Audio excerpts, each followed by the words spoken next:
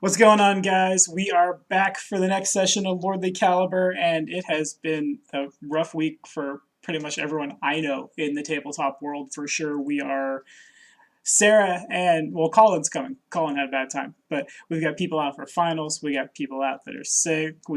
I'm glad Colin, one of us almost lost our computer to hard drive failure today. So it has been a fun time, but one of the upsides of having a butt ton of players is if a bunch of people call in, you will definitely always still have a full roster, probably.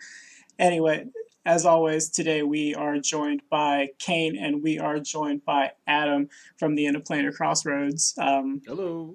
I'm not sure when the one shot I played in with those guys on Tuesday is going to go live on their channel. Well, by the time you guys see this, it might be live already, but go check it out. I have to follow that, and that was really well done. And like we probably spent like 20 minutes just busting up laughing, and it was just go check it out. So we talked the end of last session ish about handing out some like extra stuff to people who help out. And after like thinking about it, what I'm gonna do is like if you do something like puzzle solving wise, or if you like exceptional role playing, or like botting a character if somebody misses, I'm gonna hand out I'm gonna call them action points for lack of a better term, and essentially it's just add a d6 to any d20 roll, and you can bank these. So you can only use one at a time, but you can, if like somebody misses for 20 weeks and somebody just is super helpful, they could feasibly get 20 of these, we'll call them again action points. So at the moment, Joe has one for botting Francis last week, and Colin, I'll tell Colin when he gets here, he has one for a really harebrained answer to a puzzle that was just like so out of left field. It really impressed me. But we're not going to do the hero point well, yeah, you know what? Yeah, we are. For the hero point, I'm going to grab me a handy dandy. How many players do I have? I don't even know. I'm just going to go down the line. We're going to start with Donald. In character reflection on the last session for your hero point before we get started, go. Okay, with Lucia out of the prison, she is back in her original position. She needs to get the Libris Mortis, and it seems Lucia have came to the conclusion that her and Mufasa would never ever truly get along. These two people, they're from two separate worlds, as you can see how well that conversation went, trying to deal with the two people in front of us. She thought a geese would be nice to make sure they're not going to kill each other, but apparently Mufasa doesn't see the logic in this, or he is more wiser than Lucy on the matter. But really, geeses and such contract deals like this generally works as long as both parties agree to it in the first place. Fair enough. I will take it. And let's see. Next down the line is the guy who wasn't here last week. So, have you watched last week's session? No, I haven't gotten to it yet. Tell me, Joe, how do I feel about last week? Yeah. How do you feel about last week? Well, he had a Chelish woman fall on him. Yeah, you did. You had a close encounter of the Chelish kind. I've got an old body. You can't be dropping women on me. Well, if you want me to, I could make alcohol for your character. You got wrecked. I feel by like a I'm worm being a little profiled bit. now. Yeah. Don't follow me. I'm old. Want some alcohol? Okay. Also, I made a reference to Clark Gable, my PC romance Oh, or God. dream. I forgot about that. Yeah, gotta make sure the ears are big enough. Big ears. Anyway, Dashing so and Joe Kane. Joe died. Nope. No, Joe didn't. No, Well, okay. he comes He had confused. Chelish woman fall on him. He got spit on by a worm, and then he helped solve a puzzle. That's really all that happened. Yeah. Oh, and he hid his vine leshy from a big old flaming ifrit. Yeah, I did all those things. we will be generous and we will give Kane a hero point. And Oh, that's so very then, kind. I don't know if we'll use it this weekend. We'll figure it out. We will go to Jeff. All right, so how I'm feeling? I'm feeling really good to be back. You know, I saw my tag team partner again. It's been a long time since I got to run the streets with good old Armando Alejandro Estrada. So it's real good to see him back in there. You know, I'm talking to people, figuring out exactly what this revolution's about. We're gonna start a whole new country. None of the shenanigans from the Cheliax folks. None of it from the other side. Making a whole new country, and I'm happy to see it. I should never mute my mic when I'm jamming. You got it. Hero point for you, Jeff. And now we go to Joe's actual character, Enderling Masson, in character reflection for the hero point. I didn't know that at the end of the last session that Mufasa would bring up the fact that Colin Wren's responsible for the death of hundreds of people. I don't know how I feel about that at the moment. Well, I know I feel bad about it, but it's still the matter of the fact that he still seems so much better than so many of the other rulers in King's Head. It's a really hard decision. Rivaliel, however, can die in a hole for all I care. Classic Joe. All right. Hero point for you, sir. And take it home, Adam. Khazahad is he is up a little confused. He didn't know how he got into that place. He's happy that he got out and was able to save a little fire elemental in the doing of so. But as far as being left into this situation, rather irresponsible of Mustafa, he thinks to himself.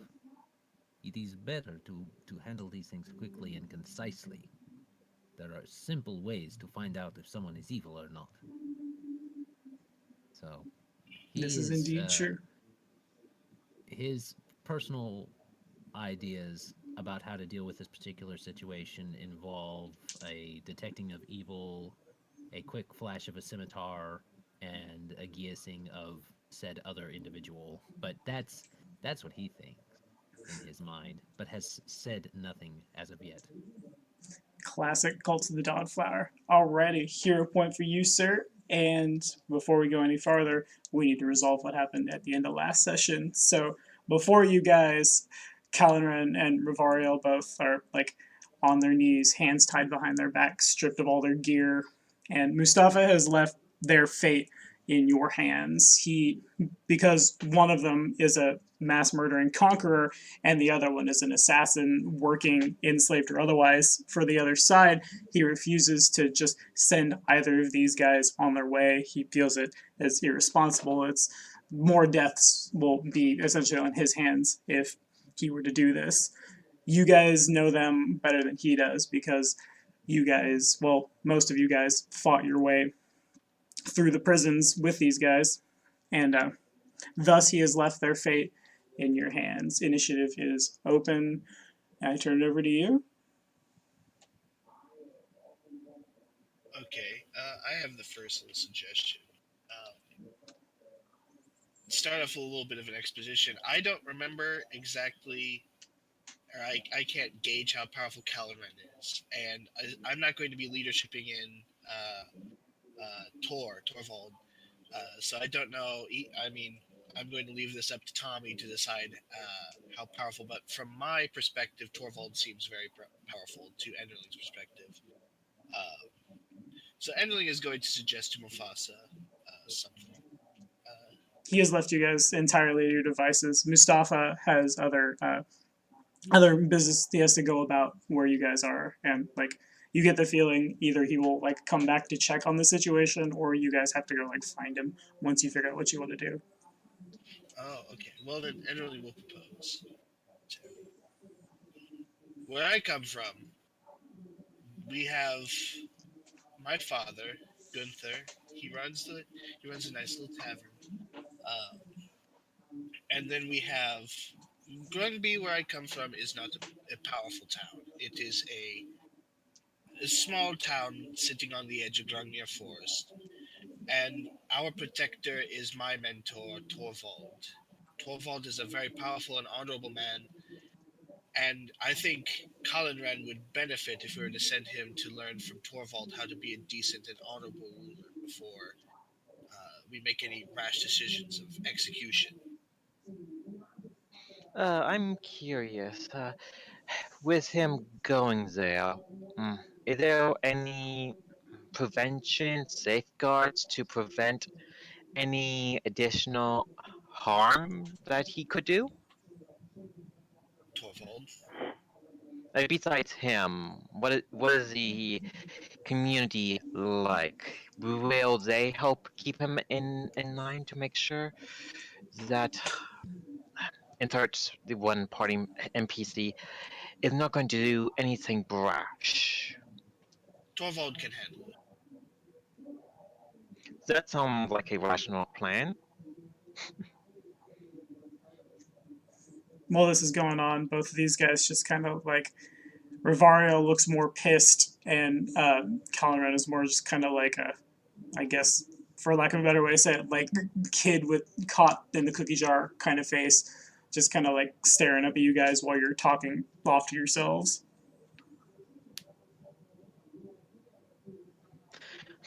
So these are both like dictatorial war criminals.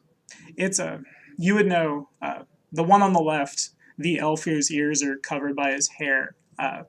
You would have been told by other people in the party that he is a, it might not have been for very long, but he in the north is what's called a Lenorm king, which essentially any of the Jarls in Skyrim, basically. The rumors around him, long story short, is like elves are downtrodden where he came from, and he rose above it over the like bodies of everyone around him, and ended up becoming a Lenorm king in his own right before somebody hired a Cheliax assassin. The man the man kneeled and tied up to his right to go take him out, and then somehow between here and there, they both end up in a Kadiran prison. The man on the right, he works for Cheliax, he works as an assassin, but he's also like, there's a bunch of like scars and magic tattoos running all up and down his body. It's like Lucia would definitely completely be able to identify, like, this dude has been born into servitude and just like bred to kill, essentially.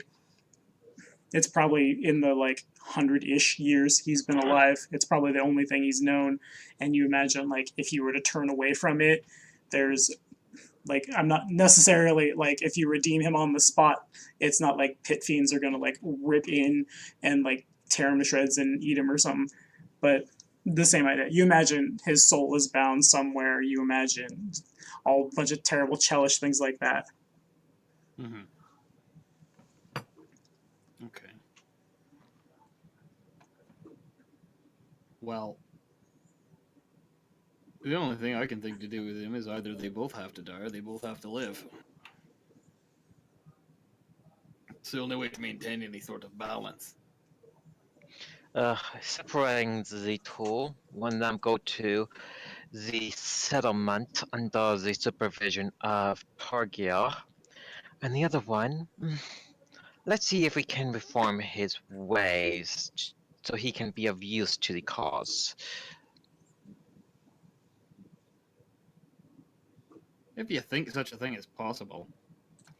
Even in Cheliax, if you're willing to bend your knee and reform, anything is possible, even for a few people falling out of Admedia's grace can easily change their heart to be Ayamade followers. Van is not here, but on behalf of him, I'm pretty sure Pogue rails against that whole sentiment really, really hard. Really? Even me, even my character trying to be nice, and this how I get treated like this? Jeez. Yeah, nice, okay. Yeah, nice.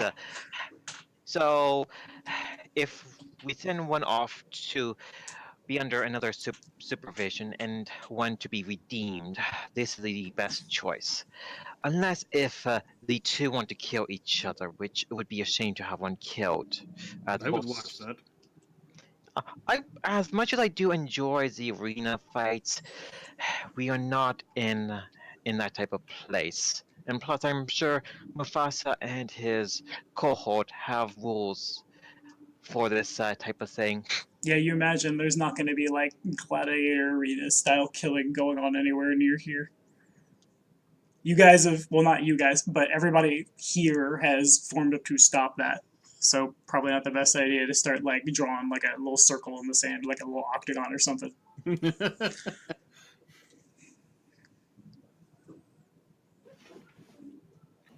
These guys both continue to just stare up at you. Rivariel is pissed and is like it written all across his face. Dude is super upset about his situation, but he's got enough brain in his head to like he needs to shut up, basically. Adam, what is your character name? Is it Hashan?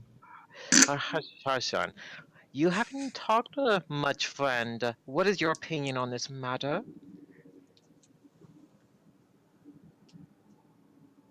Well, my opinion is that either you decide what you want to have done with him soon, or I simply kill the one that is evil and work with the other one. Anyone eject to this? Kazuha says what Kazuha says, and Rivariel just at the top of his not quite a stage whisper because he's not whispering. He's like snort laughing essentially, but just like intentionally way too loud. Nothing else happens. He just hears what Kazuha says. It's keep slipping back into the Slavic accent. You gotta pick one. Hey, you said that you said there was no queue time, man. There is. There isn't queue time. There is, however, crossover.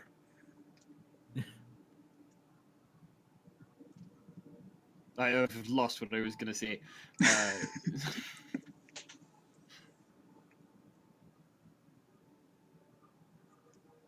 Hey, come back to me. He was going to kill, Hazahad said he was going to kill the evil, you guys, he's letting you guys decide. He's standing back, he's watching you, and observing your reasonings and your rationales. Because he's been with Mustafa. He's been working with the Dawnflower for a long time. He's more interested to see what the new recruits are going to do. So, he's waiting to see what you guys decide. Otherwise, he can solve the problem really quick, according to the Dawnflower standards. Yeah, everybody here would definitely know that, like, normal, not to, like, call out your allies, but, like, the normal worshippers of Sarenrae are, like, we'll give you one chance to redeem yourself, and if you don't redeem yourself, we'll just give you a mercy killing.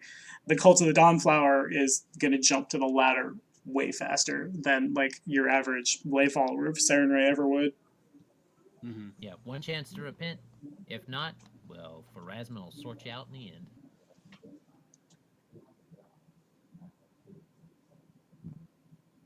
I have no stake in this. Whether he lives or dies, the sun rises, the moon rises, the earth spins. The summer comes, the winter falls. It's do with him as you will. If the person is not going to change their ways, then it's best to put them to a quick, merciful death. If not, let's try to have him change his ways if possible. Either way, if one of them goes back away from the rebellion to have its ways change, I'm good with that. Does anyone object to this plan? One dies and one leave, or one redeem and the other leave. Nope. Yeah, I'm not trying to get involved with all the stuff that you got going on. So I say, do what you got to do. Let's get back to the revolution. I only hope that you are willing to live by those repent or be done with words. Well, for your knowledge, as a Cheliaxian, we do take our words, seriously enough. He narrows his eyes very, very much at the well-established. He knows this person is Chelaxian, and he just says, "May your words hold you too." Well, I did make a promise to Mufasa, and I will keep my under the deal with him. As I do this, I show you the mark to show I mean business. The what? Oh, the Dawnflower mark. Okay, gotcha.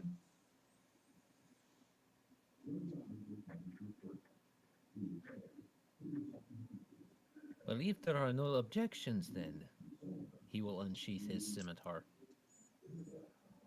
Anybody object? To what? Nope.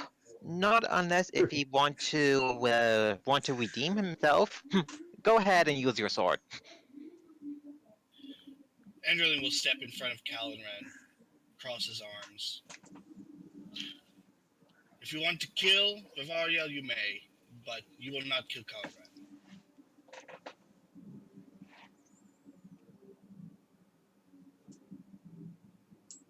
Well, Adam.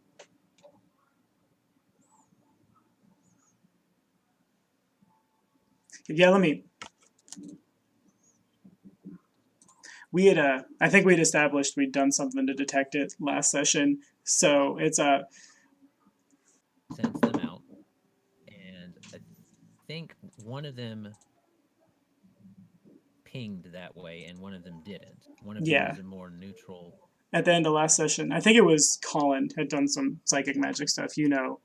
Oh boy here detects as evil. I didn't mean to move him. Oh boy here does not detect as evil. And this is the one that he is standing in front of? No. Joe wants to protect this one. The one with his ears covered is the one that is the Lonorm King that's like been captured and brought out here. The one on the right is the Chelish assassin slave. Okay. So apparently there are problems with the idea, he says, putting his sword back up. I'm perfectly willing to go along with whatever you new recruits have decided to go with. I'm simply here as the sword who set out the judgment. Again, I don't care what happens to this Bavario, but Callanran is under my protection. Then it is only fair that you make the arrangements, young recruit. I will take care of the other one and see if we can get him rehabilitated.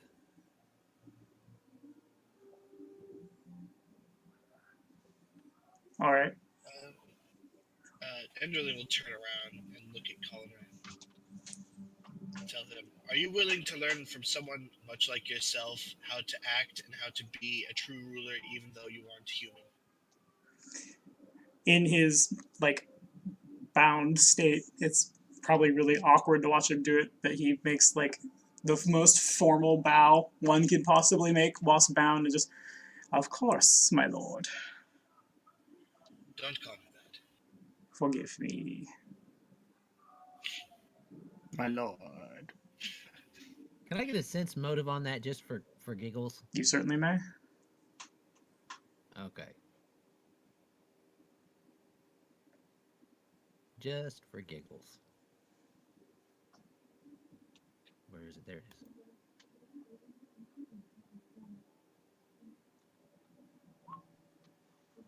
Yeah. He appears to be telling the truth. You get the feeling that, regardless of anything this guy might have done, he's, his back is so far up against the wall that in his head you think he probably, the dude appears to not have any other choice, and he's putting his life above, his way of life and pride, more or less. Okay. Just curious. Mm-hmm. Then I say we present our plan to Mustafa and await his approval. Okay. Does anyone want to do or say anything else here? I've said all I need to say. I made my opinion known on this matter. Same boat, Jeff? No, I'm good to go. Alrighty. So we will, everybody make a perception check.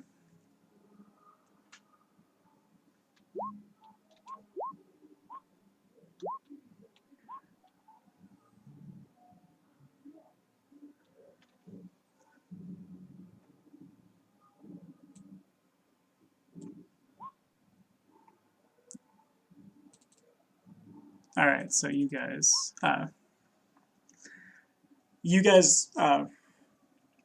basically see what's going on. I'll remove it. We'll remove the tokens.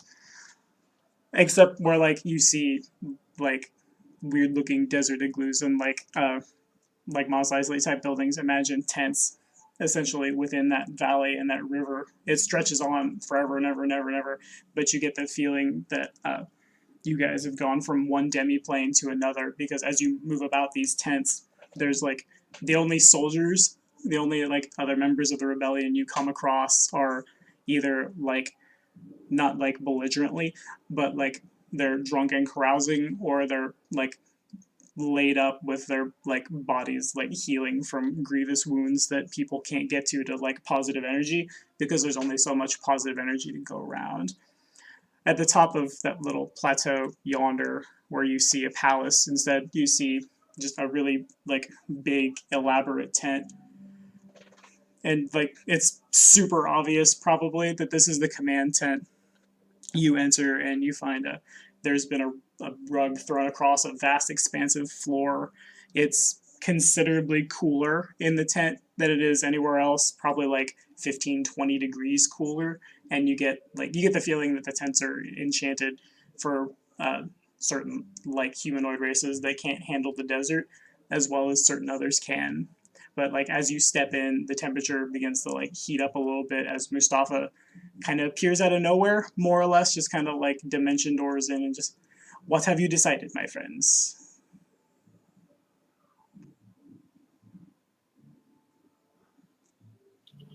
Bavario can pay for any of the crimes that you believe that he has committed, but we have decided that it would be best to send Colin Wren north to go be taught from my master how to be a real leader among men. I see. And Mustafa kind of has like a wry half smile on his face as you say this. And who, my friend, might your master be? He is Torvald, Linormkid. Then Mustafa waves his hand, and a little like basin of water picks itself up, and it flips 90 degrees without obviously like throwing water on everybody. And the water begins to shimmer, and Ennerling would certainly recognize Torvald. And like you see him around a bunch of Kidiran soldiers somewhere in some desert, hip deep in Imperial soldiers. My friend, in the time that you were gone, the Empire has marked all of you. The Empire has placed an egregiously high bounty on the heads of every last one of you for escaping from one of their prisons, murdering one of their soldiers, and aiding and abetting in our cause. Unfortunately, the Empire will not hesitate to target members of your family, close friends, and thus, while you were away, we have reached out to those that you might know, those who might be in danger. And as he says this, he kind of like sideways looks at Lucia, and you guys, everyone sees it, and everyone like certainly feels that like Mustafa is deliberately leaving out the Chelish woman here. They have all been brought to safety. Those who wish to fight have joined the rebellion. Those who do not, those who cannot, may live in this demi-plane until the conflict is resolved. Torvald has proven himself a valiant commander and a valiant warrior. He leads one of our battalions. He wanders the deserts. He kills Imperials everywhere he goes. The strength of the Elfin warriors, again, my friend, it proves itself to be more than 100 of these men. And he like waves not at the party, but like at the Kidiran. Like again, there's no like guards, but there's certainly like foot soldiers moving around everywhere. And everything probably looks like a combination of like both terrified and proud. I don't know what that looks like, but I'm surprised they could find him. We have good. Kane died. Scrying, No, I'm still here. scrying spells work wonders. It does, and he turns toward Francis and just, rest assured, though the root clan may be extensive, we have made sure that all of the wee little children have been brought to this personal semi-plane, and no one will be able to find them without first getting through me. That is good to know. I haven't seen them in any years. But family is family. Indeed. Now, as for the Lenorm King, if you wish him to be assigned to Torvald's battalion, we can certainly do so, but the time for training, the time to not be out in the field has long passed us. We can do it, we can try it, but there's nothing to say that this snake won't just run away as soon as he can. As for the Chelish slave, we will give him the same mercy, and he, like, again, sideways at Lucia, back again, the same mercy offered to any of our enemies. If he wishes to redeem himself by the light of Saturn, we shall see it done. If he refuses, well, and he just kind of like taps the hilt of his broken scimitar. You know the rest. Perhaps letting him speak with the mages and explaining the different things that have been bound onto him. Being able to work through those might make him more friendly towards our cause. It is entirely possible, my friend.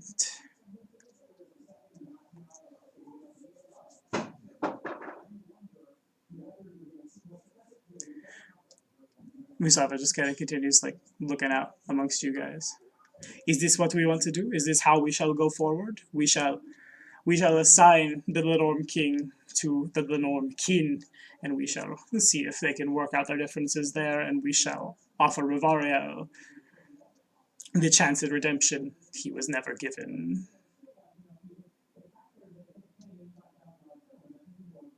just realized I was muted. That sounds agreeable. This was the best reasonable plan we came up with.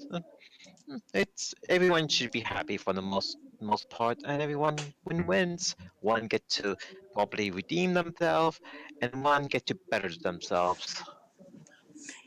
Indeed. I shall see it done. I shall send my men to perform the task. In the meantime, my friends, first, let me address those I have never met. And he turns towards Savage and he turns towards Francis. My friends, there is nothing keeping you here. If you wish to depart, you are more than welcome to do so. But again, as I said before, there is a huge bounty on both of your heads. And if you were to leave the protection of the cult of the Dawnflower and the protection of what remains of freedom throughout southern Avistan, surely the Empire would hunt you down. Though it is not how I would like to see things done, we can offer you protection if you will join with us, side with our rebellion, help us free the nations of Avistan. You can offer me protection. Let me tell you what I can offer you, all right? And he starts to flex. He starts to bounce up on his muscles, and you see like wings pop out of his back. And he said, let me tell you that I can offer you some of the most awesome, most heartbreaking, make your liver quivering type of pounding that you could ever see. You want the Empire gone. I want the Empire gone. I said the enemy of my enemies. This is my friend, and he gives you a real strong handshake. Well then, I'm sure it is safe to say, welcome to the cult of the Dawnflower. And he grabs your hand, and you feel like the palm of your hand heat up. And as he withdraws from the handshake, you see Serenra's holy symbol has been branded into your hand. And like a couple Oh, you're spicy. Oh, I like it. the brand fades away after a couple of seconds. And what about you, Scion of Nature? Though this is not where you come from, and I'm sure your friend, and he snaps his fingers, and a little bit of water appears in like a little like water skin, and he hands it to you, assuming that like your Leshy probably does not fare well in these kinds of environments. I Not a know huge fan of the desert, no.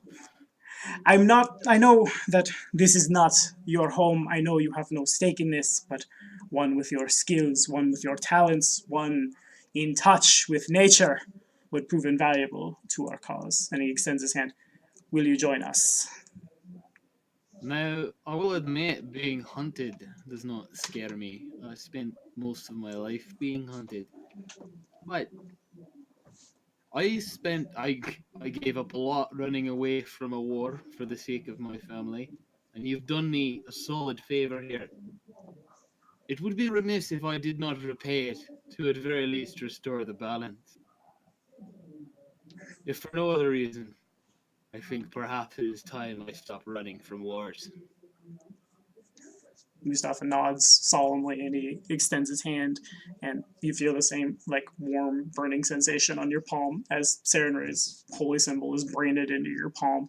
It fades away a couple seconds after the handshake. Then, my friend, welcome to the rebellion. All of you have gone through.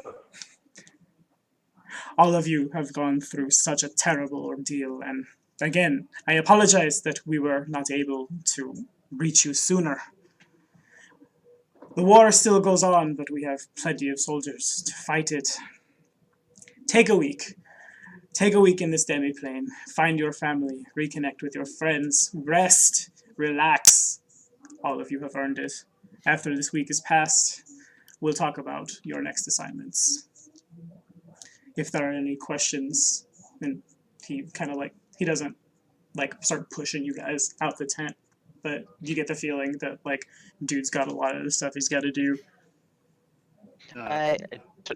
Tommy, using my general knowledge coming in, with a week time, how much resources could I use in the area to enchant the party gear? In the area, Yeah, I'm just thinking we have a week, and I can make enchanted gear for the party. when you say resources, do you mean like gold Mustafa might have laying around? Yeah, gold or anything that I could use for the enchantment cost to craft magic weapons or armor for the party. Mustafa here. He sees the look of like to make magic items in your eye, and he's my friend, and he puts his hand on your shoulder a little like too hard. Just rest for a week. We will talk about the things you can do for us after then. Okay. And you know this guy, like, you don't need to make the sense motive check. He's certainly holding out on you. There's certainly, like, maybe not plenty of gold to go around, but, like, there's gold here, and he could probably, like, if he wanted to, he could swing some your way. It's just when the Chelish noblewoman asks, you know what I mean? Okay, my Fasa. But after next week, if me and my comrades were going to be fighting this cause, we need to improve our gear, and I would like to have that resources in my possession so I can aid them. You can understand. You can only fight a giant with a butter knife for so long before you need a knife, metaphorically.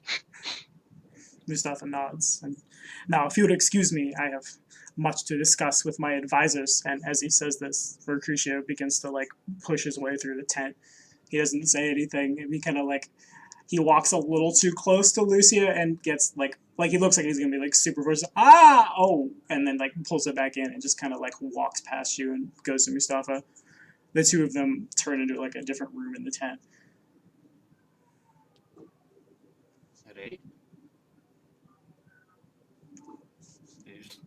Francis nods on his staff because he's an old man and leaves. Khazahad would direct him down to the river if he wanted to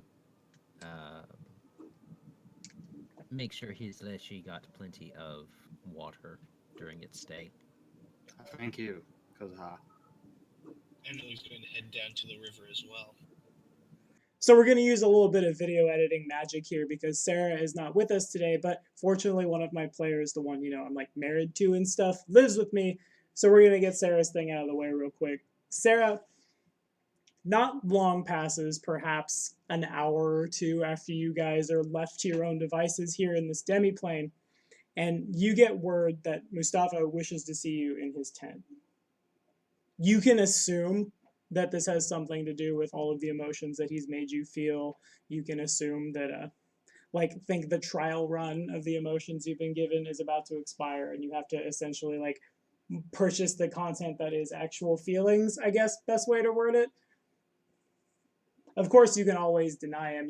At least you have one Chelish friend within the camp, and certainly there are probably more spies and undesirables amongst the ranks of the rebellion, but either way, you're sure that Mustafa wants an answer sometime in the vaguely near future.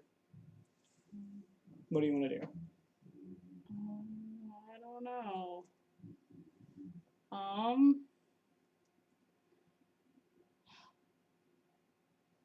This is not an easy decision to come to for my character.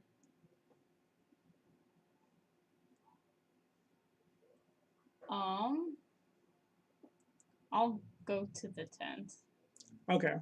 So it's not hard to find. It's not necessarily super grandiose, but it's certainly the biggest tent in the demiplane, and it's kind of like you guys are seeing in this image on top of that hill where that palace has been built. That's where his tent sits.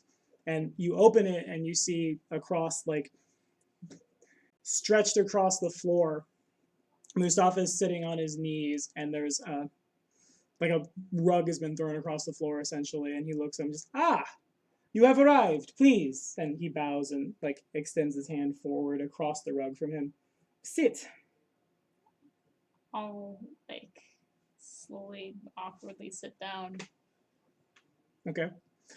As you do so, as you enter the tent fully, much like the rest of the tents here in the demiplane, you feel the inside of the tent is considerably cooler than the rest of the assumed desert terrain that the demiplane makes up, but this is a little less so. This is a little more imagine where it would be 120 and terrible everywhere. This is more mid-90s.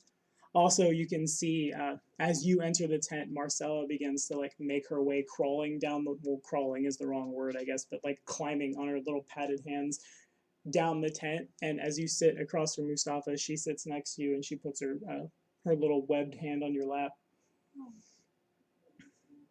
Mustafa hands you, it looks like a brass, almost like a giant letter C, essentially. And as you pick it up, you begin to see more images flash through your mind of somewhere in a church of Sarenrae, an Ifrit getting his horns chopped off by what you assume is a cleric of the faith, and just more preaching at him in Kelish, and scenes flash before your eyes of what you assume this Ifrit gone wild, running across the world doing terrible Ifrit things, begins to redeem himself and eventually becomes that outstanding member of the faith himself, in such a way that when the man that redeemed him grows old and dies, Mustafa takes his place. My friend, I should apologize. I have given you emotions you have never known without your consent, and though at the time it felt the right thing to do, I must say that it was wrong of me. And he waves his hand as he does so. You feel all of these emotions that have been coursing through you, all of these feelings you've never felt before, they just suddenly wink out. And you go back to being the like cold, distant person that you've known yourself to be for years and years and years. However, we cannot deny that you have had the chance to see, had the chance to feel things that you have never felt before, and as a representative of Serenre here on the material plane, I extend you an offer. If you are willing, if you consent to the spell, we can... And he begins to like... He gets a little like visibly nervous as he says this. We can remove your soul from the clutches of Asmodeus. We can redeem you in the eyes of the Dawnflower, and we can grant you a better fate, a better end, an afterlife of more than torment and suffering. Of course, this will require a bit of work on both our parts, and it won't be an easy thing. However, if you are willing, I am willing to help you. What do you say, my friend? Marcella just kind of does, like, pats her hand on your leg and looks up at you and just nods. Okay. I'll like pause and look down at Marcella. Does she like? Is it pretty obvious she wants me to do it? She just kind of looks up and smiles at you. It's probably a little awkward with a frog face, but I mean, you get the idea. You get the feeling this is all your decision. You know that, yeah, of course, she probably wants her friend to redeem herself and not, you know, die and go to hell. But she doesn't say anything, and you get the feeling this is entirely up to you. You also get the feeling that there might not be any going back from this.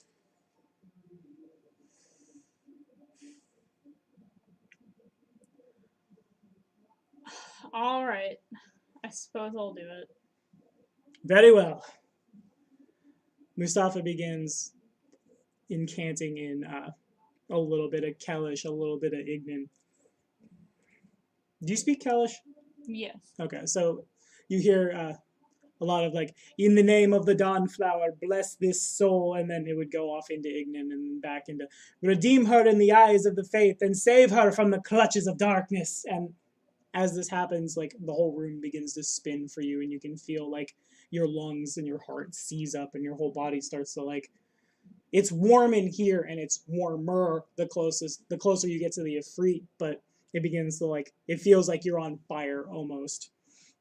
Marcella's hand like jerks off your arm, and she looks up afraid and looks back at Mustafa, looks at you, looks at Mustafa, and this continues for about an hour. As this happens, the paint you wear on your face begins to just, not only from you sweating your face off essentially, but from just like the force of what Mustafa is casting, it just falls off you. Your hair begins to drip with sweat, and eventually your hat falls off, and your robes begin to like, the Asmodean symbols on them begin to dull out and turn more of like a neutral gray. This takes about an hour. At the end of the hour, Mustafa stands up and he reaches out a hand to you to help you up. I'll take it. And as you take it, not only do you feel like the warmth of his touch, him being a creature native to the plane of fire, you feel warm inside. You feel all the traces of tyranny and evil that you were raised on in that orphanage have left you entirely. And you get the feeling that, like, I mean, they say, like, during religious experiences and the old person comes in and the new person comes out. That's exactly what we're driving at here. Mechanically speaking, Mustafa has cast Atonement, which means your alignment is going to shift from lawful evil to within one step of neutral good. You can go wherever you want to with it, but it's your decision. You no longer... Well, actually, there's good enough time to introduce this. As you stand up and Mustafa begins to open his mouth, you hear the sound of, like, a blade cutting through, like, canvas. And out of nowhere next to you, floating about, like, waist high to you,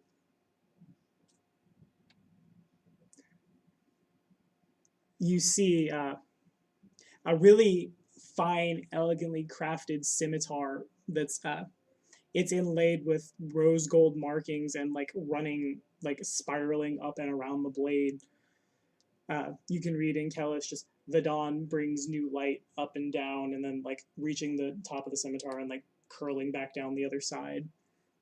There are a pair of gray gems set in the pommel, and as you like fully take this thing in, it like flips over in the air, and your morning star is severed from your belt. And then before it hits the ground, the sword flips again and cuts it in half.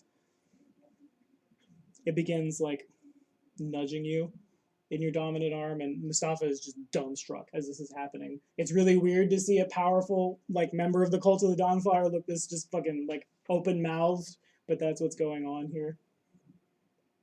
Okay. I'll take it. Okay, so in Celestial, in your mind, you hear it's going to be okay, child. No one can take you now. The Dawnflower has you. You're not going to hell. We've got you. That is Mist Morning. Mustafa comes. He doesn't grab the sword, but he gets his face like right down up to it, just like can't believe his eyes at what he sees. This is a planar ally of the Dawnflower herself, said to come only to the bravest of heroes. This is a rare and powerful gift. You should treasure it as such and be welcome amongst your new faith. What was your name again? Papa Emeritus? Is that your name, really? Or was this the name given to you? He begins all the like taken aback at, oh my god, here his magic god sword appeared to help you out has been replaced with kind of like I don't know how to describe it, just kind of like a wry, like, you've come in the door, now he's trying to get you to shut the door behind you, that kind of thing, if that analogy makes sense to you. What is your name, my child?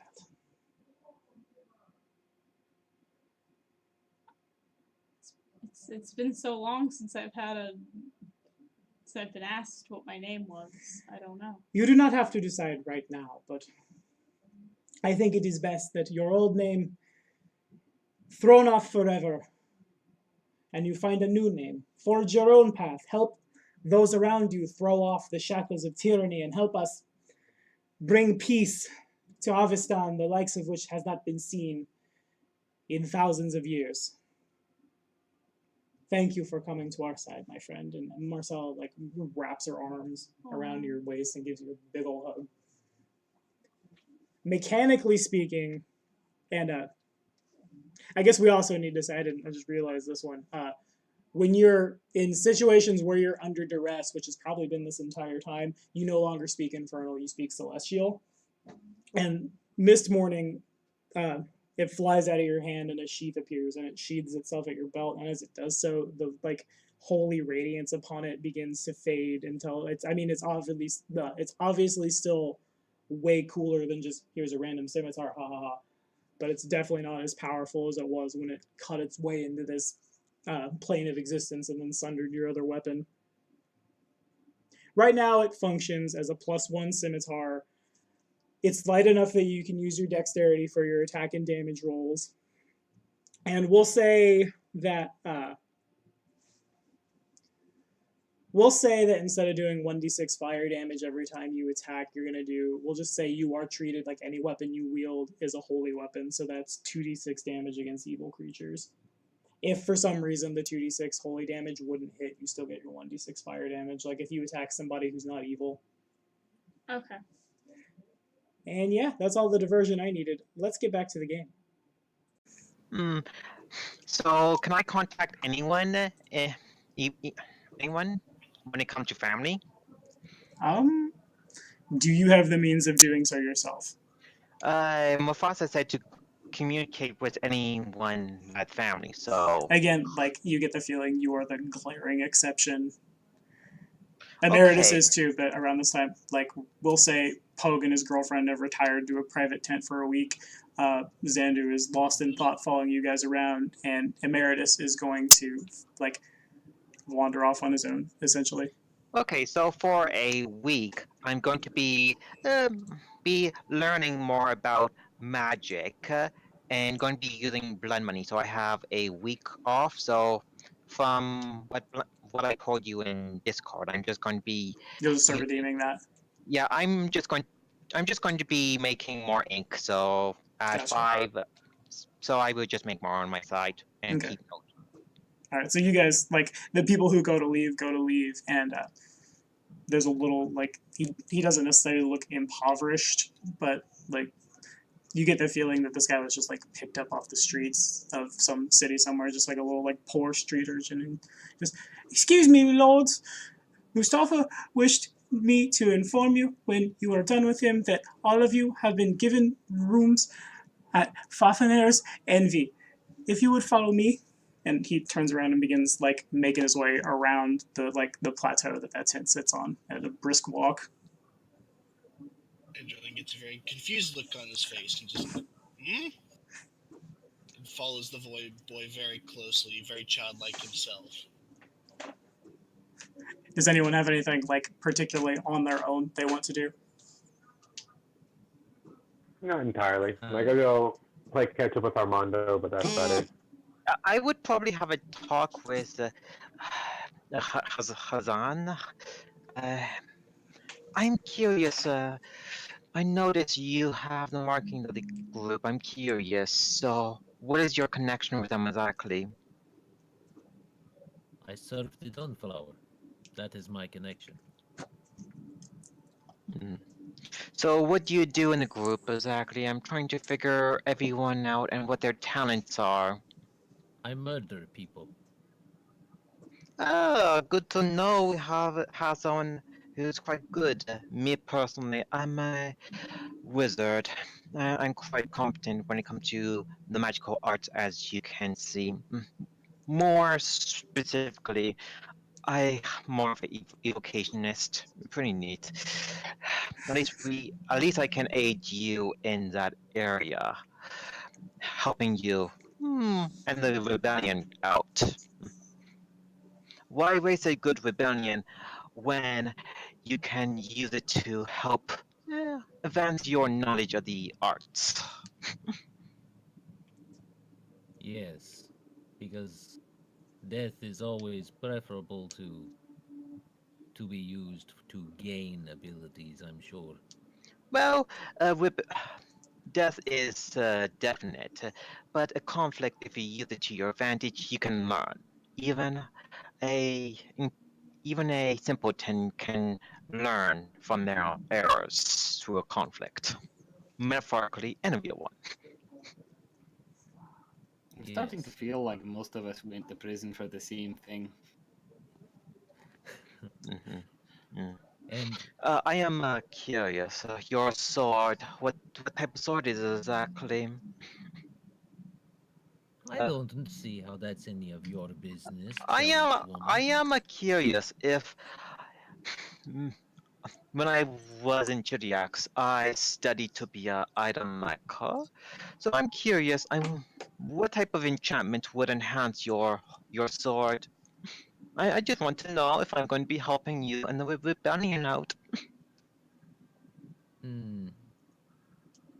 It has an enchantment that is not very interesting to you, most likely. Do keep it in mind if you want me to do any enchantment work on your sword. I can.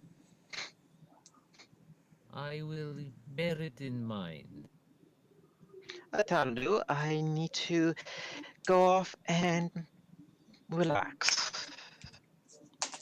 As she leaves, you see her umbrella comes out. Man, you're in the desert, you know that, right? Yeah, I know.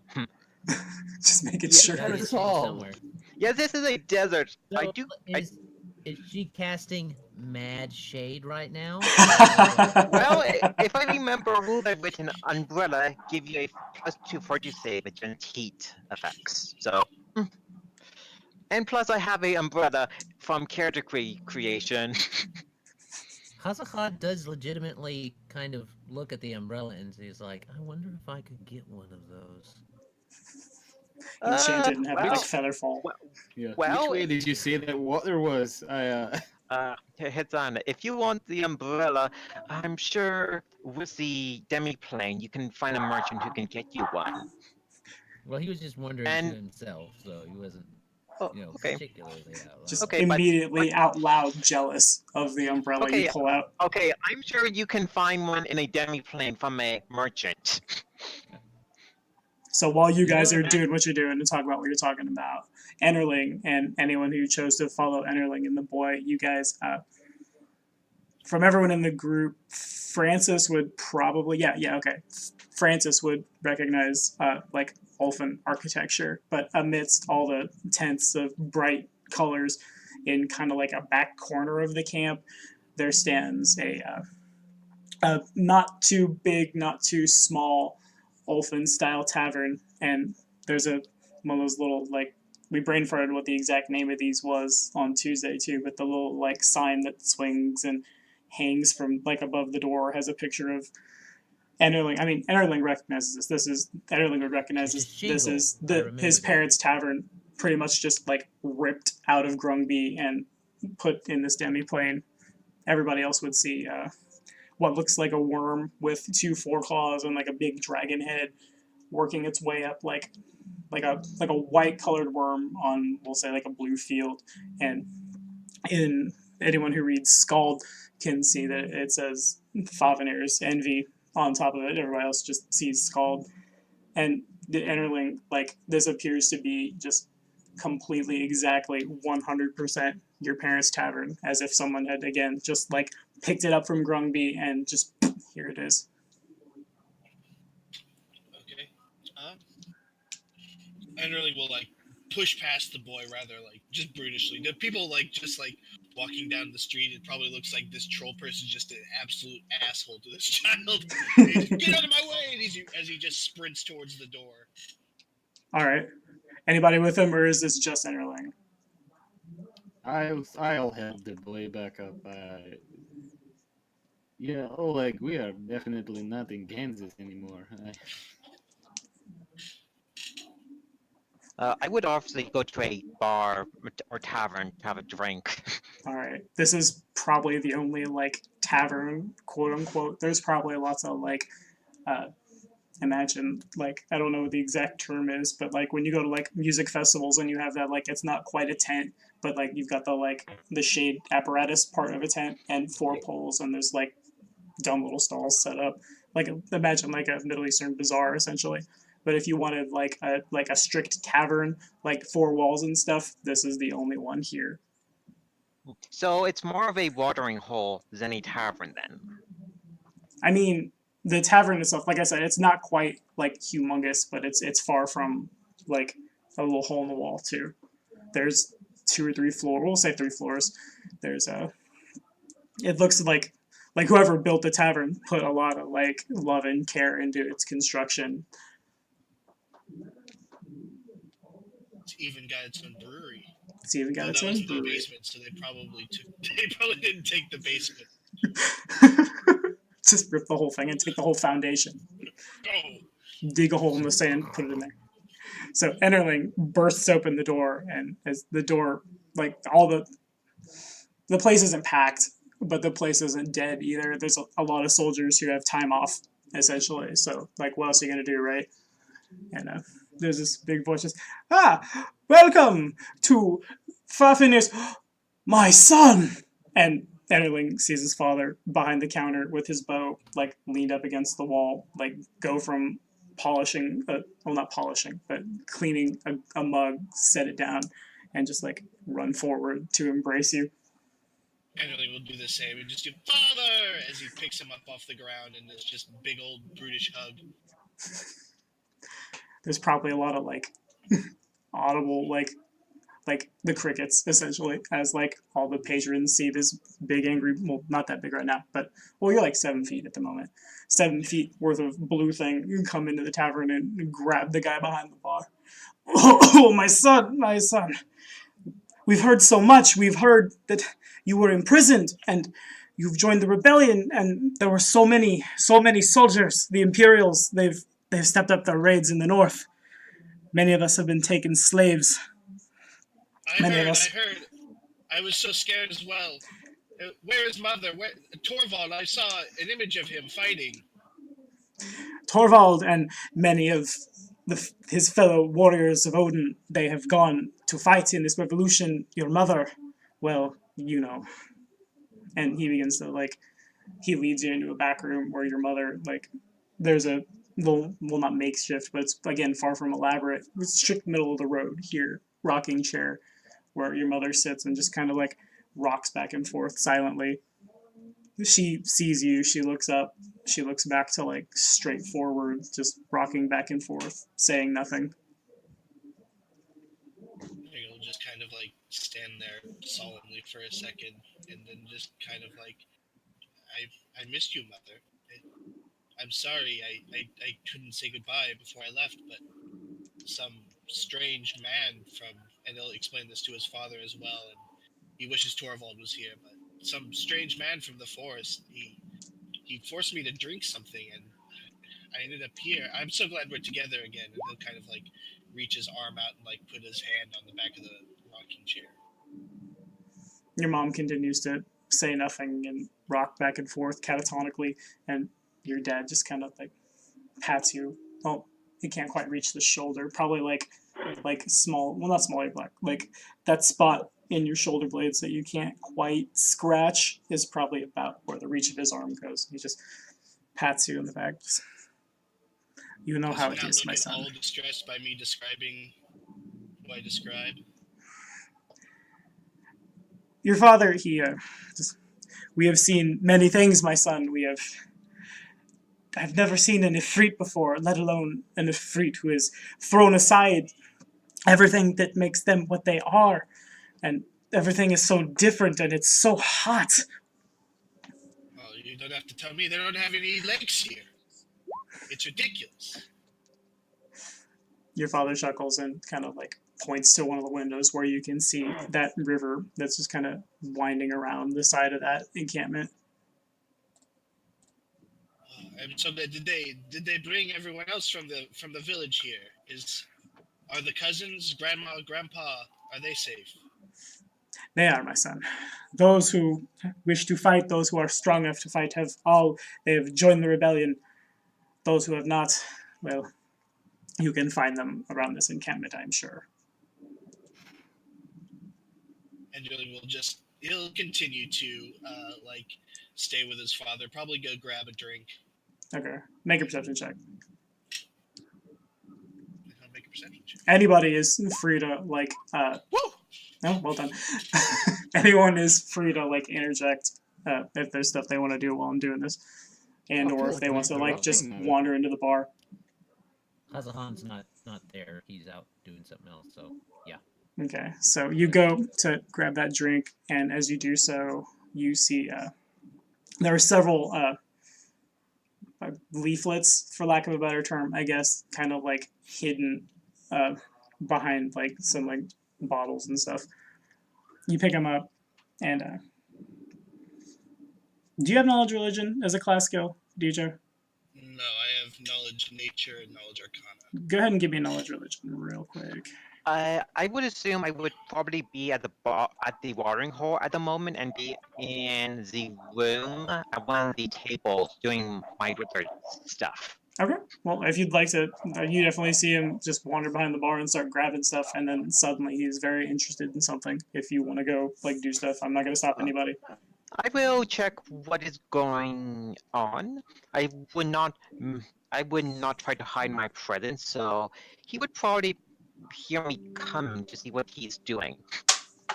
Okay, knowledge religion check, if you would.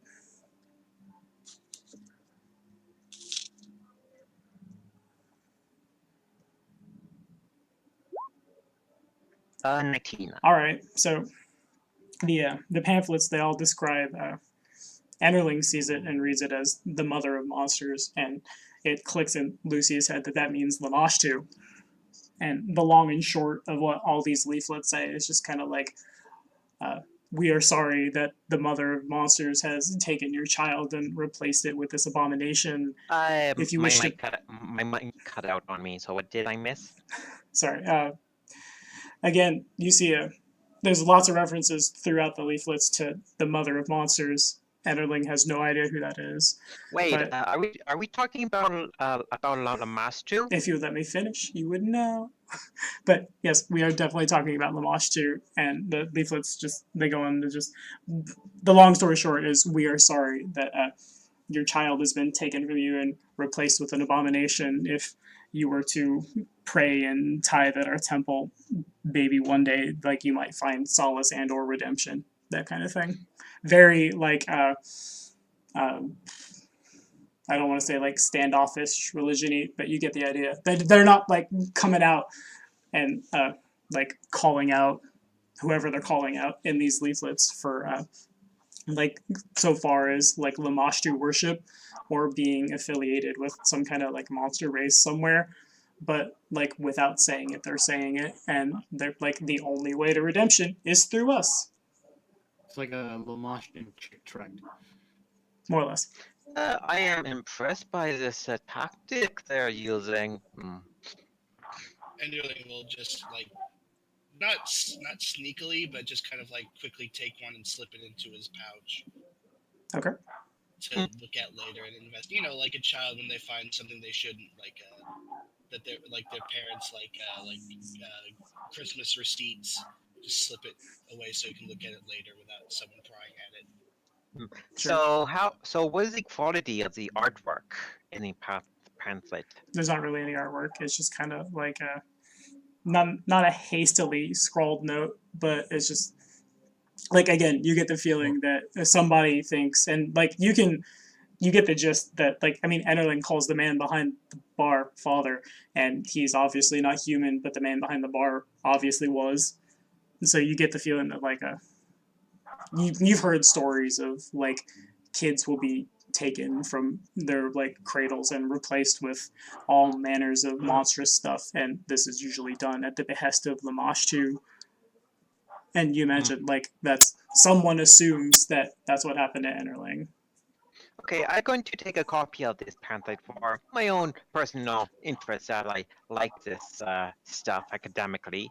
And I would probably talk to the bartender, and I would probably ask him any significant NPCs that I should have a talk to or get to know if I'm going to be aiding in the rebellion. Okay. The bartender is not here right now. You know, he's in a back room, but like there's not necessarily like the employees only sign hanging up on that door, but it's implied. I guess There's the employees only troll standing there. Yeah. You are technically in Enderling's home. Okay, I guess I go back to doing my own thing in the corner, writing more spells in my tome. Unless if you want to join me, you're free to do your own thing. Enderling probably didn't interact with Lucia in much of any way, other than just kind of like looking at her and like handing her one of her own pamphlets to look at, and then just kind of like just looking a bit upset and putting something into his pouch. Well, the pamphlet is quite interesting. You should definitely look into it. It's quite the interesting tactic that the cult uses. So Enderling picked up. So, what should I call this item? Whatever you want.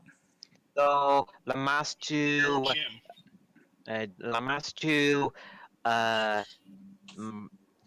pamphlet. Sure, yeah, that works. Let's go ahead and have you make a will save. Will you, Donald? Would you do that for me?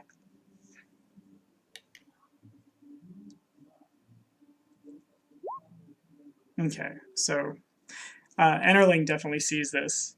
As you begin like moving back to your table, Lucia goes like stock still, her arms slammed to her sides, and she like freezes in place. Anything she's holding drops.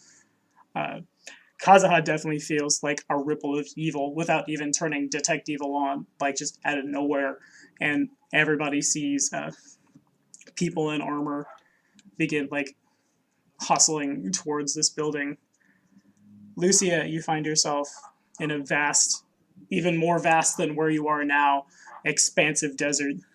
There's a like dark red, imagine kind of like a, like, I don't know if I say Dawn Guard sun after you shoot it with Ariel's bow, but that kind of thing. Like the whole landscape is just like caked in a sickly red light, and over a hill there comes there's a gigantic sedan chair carried by shambling undead. There's probably like, if there's 4 poles coming out, there's like 4 just gigantic, you imagine like somebody killed like a hill giant and brought it back carrying this even more gigantic sedan chair. Make another will save.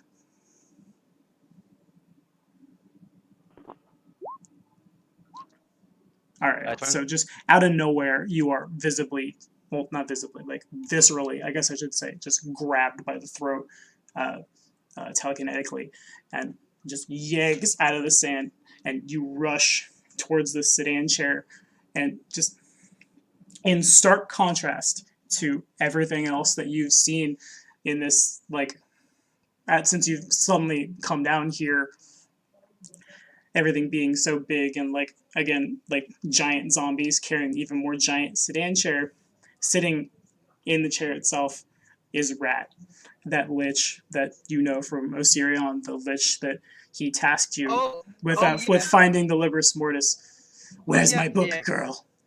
I have good news and bad news. Make another will save.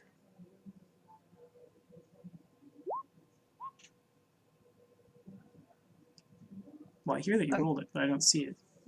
21. Oh, you got the same thing twice. I see. Okay, so as you begin to open your mouth, your teeth fall out.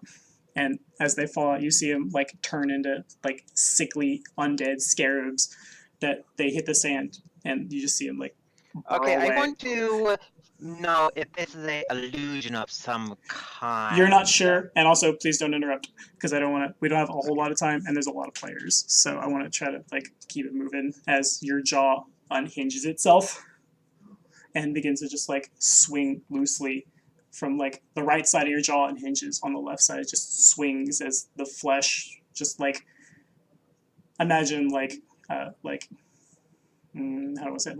Like chocolate coming off of like when you're like making cookies or some shit, how it kind of like drips off slowly if you were to pull the whisk out, that kind of thing, except human flesh falling off your face and like rotting as it falls. I didn't ask for excuses, girl. Where's my book? I know where it is and who have it, but it's quite difficult to obtain it, as Mufasa have it somewhere. It would take time, but I will make a plan to get it for you. I'm sorry, I don't understand you. Make another will save. Really, I am speaking common to him. Okay. All right, your jaw completely falls off. You just, any noise you try to make just kind of comes out as burbling because you don't have the ability to articulate your voice anymore. As it falls, you see like out of nowhere buzzards like descend upon it and begin you imagine like something like hobgoblins or orcs or something like that, like or no, even better, something like ghouls when they come upon like the super stinky meat that they love so much, and they just like tear into it and flesh flies all over the place. Same idea with these vultures. Everybody who is not Lucia, who is, well, specifically Joe, Kazaha chooses to investigate. You guys see, I'm sorry, Hazahan has been outside. He was going to do something else while everybody did that. So. Okay. So then, just entering, you see several men with long swords and like an 8-pointed. Imagine like drawing like a pentagram, that kind of star where it's not filled in and it's just lines in like a lime green, an 8-pointed star on their shields. They all they surround Lucia and they all put their swords, like collectively, there's probably about a dozen of them, to her throat. And this is around the time that Lucia comes back into her body, with just like you gasp for air, and like you find yourself standing back in Fafnir's envy. You reach up, your jaw is attached, your teeth are still there, but there's dozens of soldiers surround you, and like if you were to sneeze, you'd probably cut your throat off. That's how like these guys have all swords to neck. What happened? I think I fell. Is it this pamphlet? I did. What are you doing around me? Come with me now. Okay. There's from like amidst all of them. There's a just like a really burly dwarf.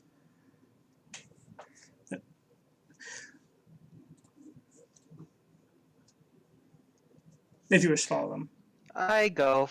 All right, they lead you like to the very like if you're on one end of the camp, you go like all the way like to the other side to this really like unassuming teeny tiny little tent, and when you enter it, it like expands. Like think like Harry Potter when they enter like the magic tents that are way bigger. It's the same idea.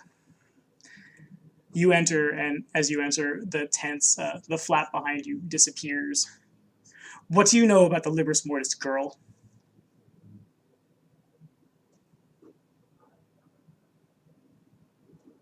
Donald, My mic cut out on me. So what did you say? They want to know what you know about the Libris Mortis. It's a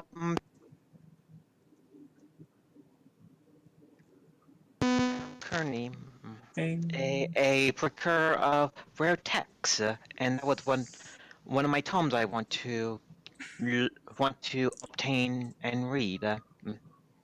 And you think we'll just let you take it? I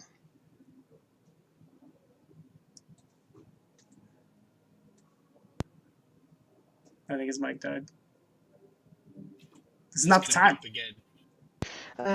Well, my mic cut out. Well, I want to have it. My curiosity in the book is mostly the academic part. I want to know what is in the text. Okay, so as you say this, in the back of your head, you just hear Rat just, kill them now! Okay, They continue to just like, you're not necessarily in a situation like, they're not swords to neck anymore, but there's about a dozen of them, and they're all like just ready to spring to weapons.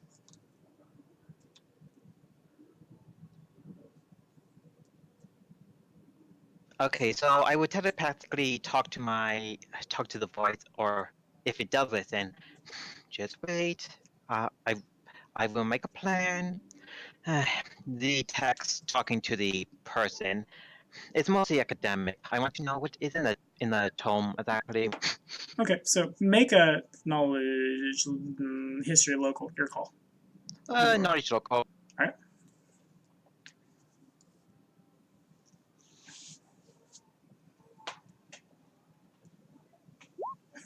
No, geez.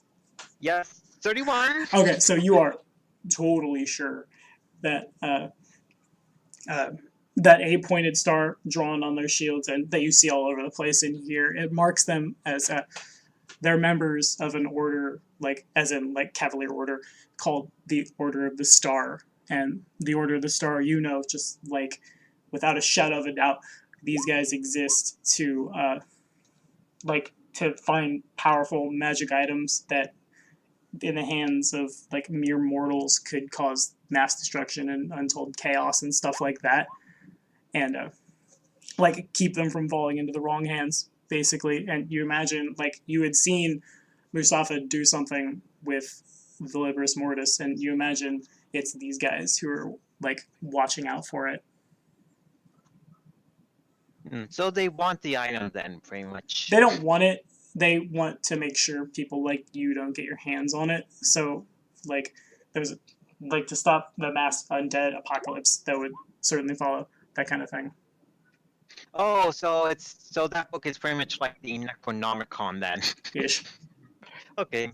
So, what is the person want to know about? I told them it's mostly for academic reasons. They just everybody just like goes from chuckling to themselves or like outright guffawing at what's going on. Just the Libris Mortis is not leaving our possession. We've gone to great lengths to secure it. We've gone to great lengths to hide it from people like you, and we've gone to great lengths to be sure that another catastrophe like the first time it was used does not happen again. We know Okay. you are affiliated with the necromancer, Rat. We know you're working with him. If you contact him again, we will find out. We will find you. And we will do our sworn duty. Okay, got it. Am I free to go now? You are pushed out of the tent. Like, if you say this, a couple of guys just, like, by the shoulder push you, and you end up just in a heap. Out in the dust, back where you see on the board. And like, as soon as you hit the ground, just Rat in the back of your head. Where's my book, girl? Why didn't you get it? You know where it is. I need my book. I will make a plan and get it for you. It is guarded quite well. These things, it take time to get. And how should I trust you? Look who you travel with. Look who you've affiliated yourself with. You could have killed them in that prison. You didn't. Well, I wasn't strong, and I had to deal with the prison guards, the other prisoners. It was me versus them. How do you think I would have had failed? I'm not a powerful wizard like you. I'm a mere apprentice still, or at least what would be a power level for a wizard? Apprentice, and then what would be not a journeyman. I mean, that's, you get the idea, that kind of thing. I will get it for you. It just takes time. Of course. Well then, if you're going to serve me still, let me help you. And like, you feel your body start to shake, and you feel like you get really sick, kind of out of nowhere. You don't go as far as to start like retching in the sand, but you all but as you like collapse to your knees and you start shaking, and you don't feel your heart stop, but you feel it slow, almost to like you know, like people will like take potions to like do that Romeo and Juliet thing where they pass out. It's that kind of thing. Your heart beats just like. Okay, so I am shaking. What happens? More than that, you are Rat in the back of your head. Just, this will help you serve me. This will help you. If you truly wish to serve me, then take this boon and use it for your choices. Lucy Okay, so- attracts her HP off her intelligence instead of her Wait, so- constitution. No.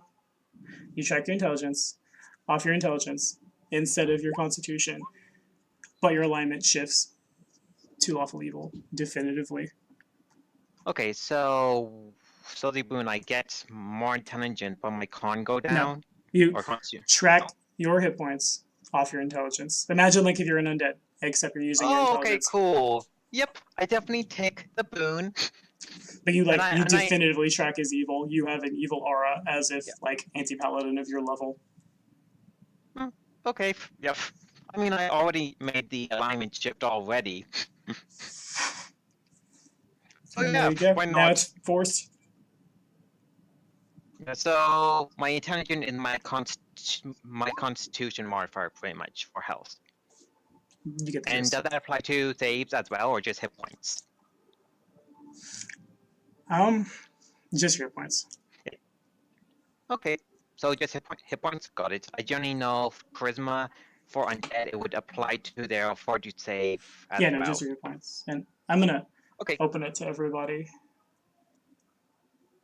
If anybody else has anything they want to do, because I've been expositioning long enough, and there's people sitting on the back burner.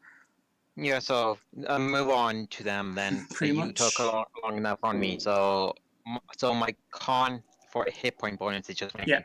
bonus. That's cool. But you like I said, you have an evil aura, like an anti-paladin of your level. And matter of fact, like as you look at your arms and your hands, and like your skin has become really like emaciated and sallow and even more pale than it was. Kind of even more so, probably like a sickly yellowish color. Okay, so probably. So I would figure alter self or some item could hide this pretty much. Make a knowledge check.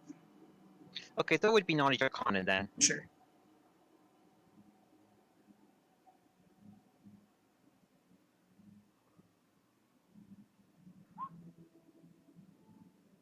So 14? Okay, so you get the feeling like when you work with a powerful thousands of year old lich who's been practicing necromancy properly as long as necromancy has existed as like a formal art, there are some effects, and like you get the feeling that you're not trying to find this book anymore because you want to find it. You're trying to find it because a powerful spellcaster has cast the thing on you.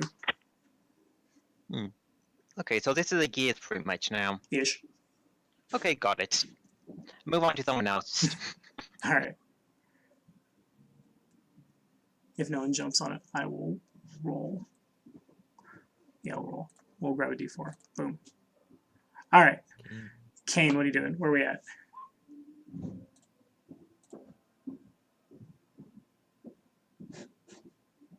In muted Mikesville. Hello, There. Kane. Yep, I was muted. So good. So you would have followed the boy up to the door of the inn and gone inside, and I suppose been in there long enough to see Lucia have a seizure, fall on the ground, be surrounded by guards, and escorted out. Yeah, you would have seen everything I described for sure. What the heck? How are we supposed to react? I can't go 5 minutes without somebody fucking dying. So he'll go find his room. And then he's gonna leave. He's gonna go for the water because he needs it. He can't stand how hot it is, and Oleg, the gourd lesh, he definitely can't take it either. Oh, we're calling him Oleg. That's adorable. So that's All right, so you go for the water and trying to find where it says Francis. There we go. Okay, so you get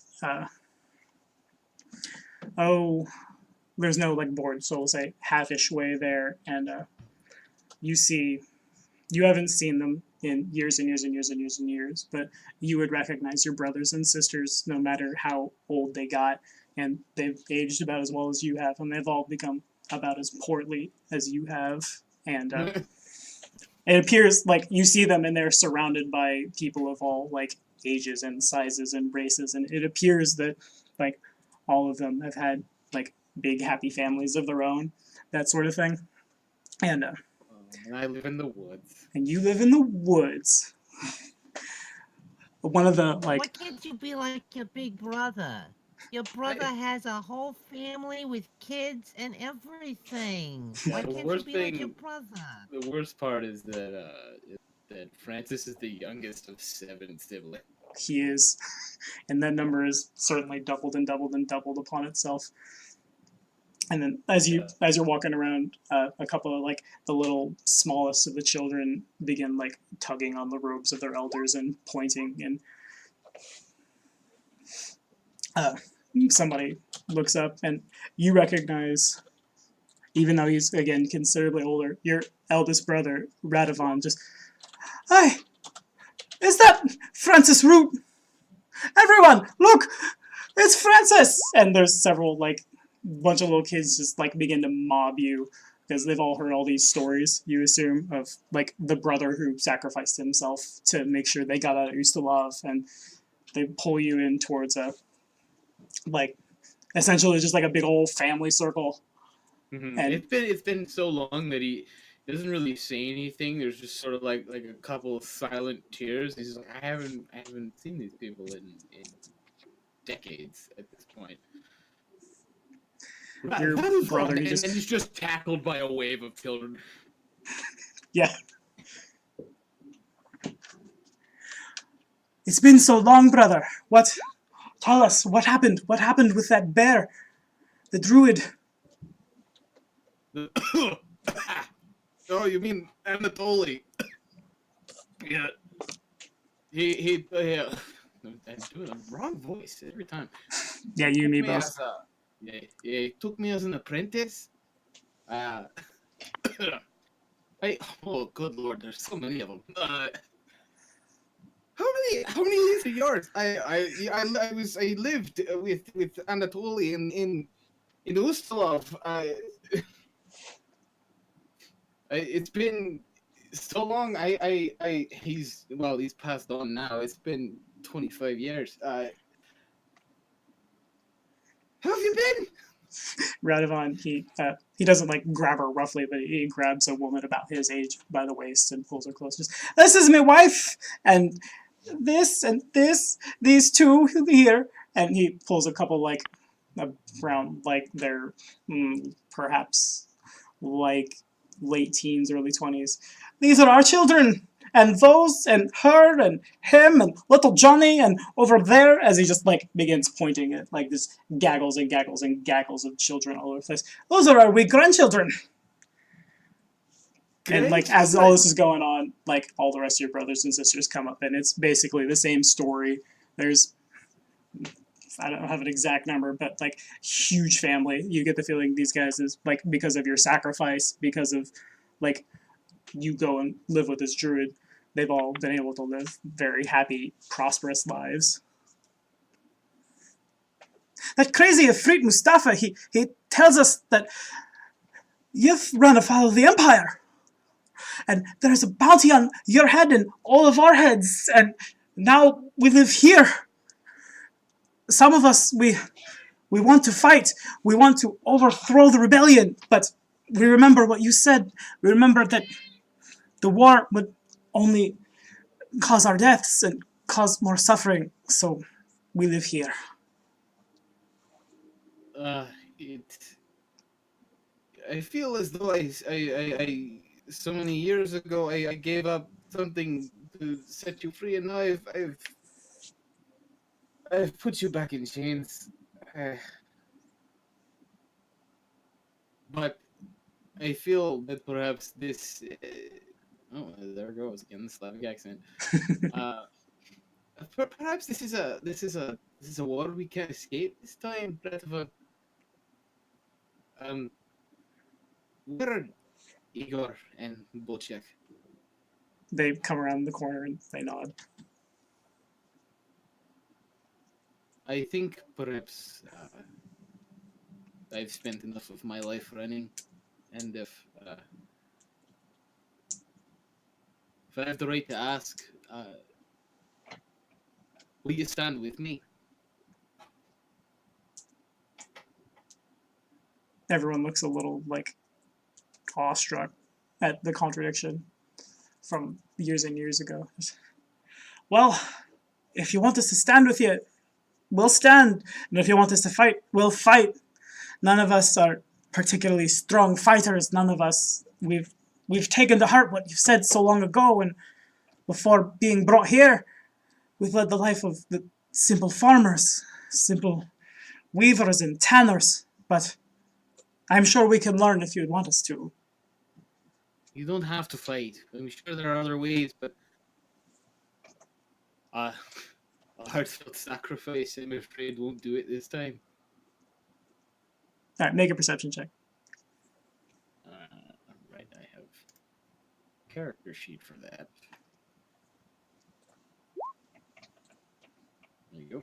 Alright, so around, we'll say around, like, the back at Igor, you see a little, like, pink hat pop out, and, like, you instantly, like, there's a little kid hiding behind your brother, essentially.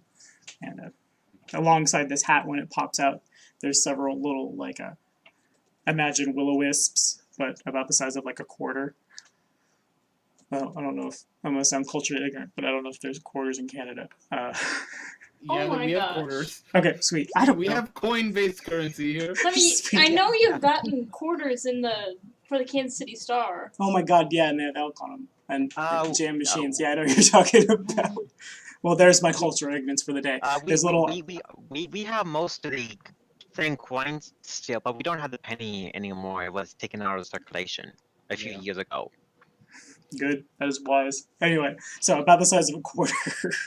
I'm an idiot.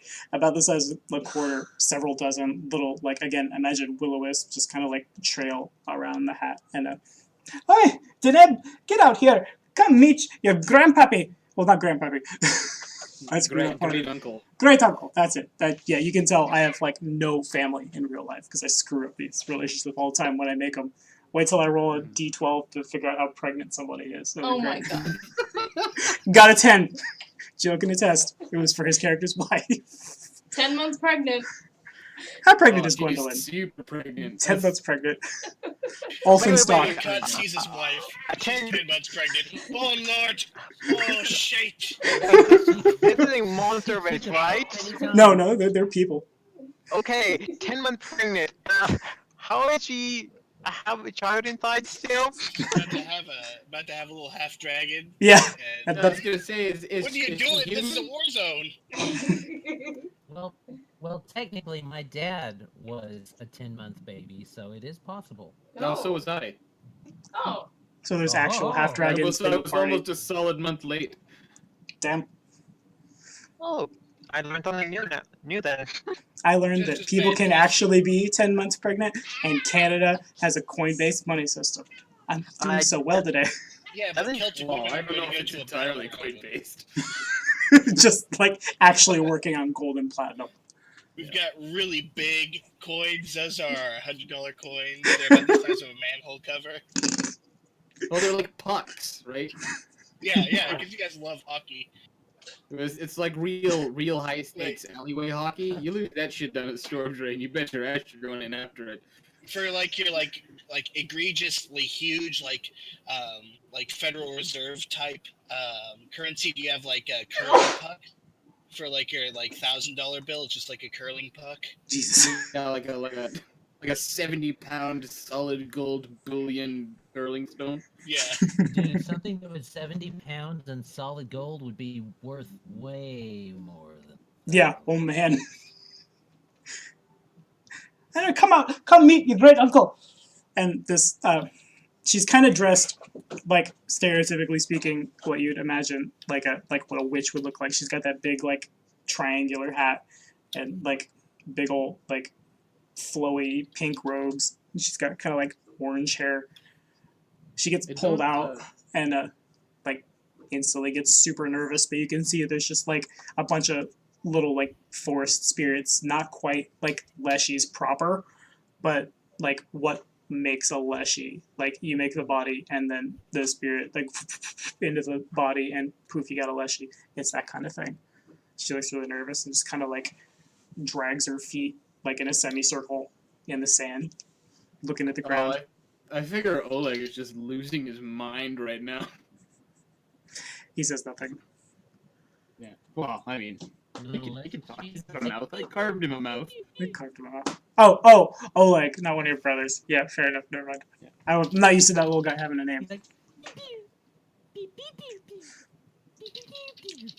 Oleg, like, once Dineb sees Oleg, her face kind of lights up. Just, is that a real Leshy? Oh my gosh! Can I see him? Can I hold him? And just little, like, you imagine, like, 7, 8 years old girl, like, reaching up, trying to, like, grab Oleg.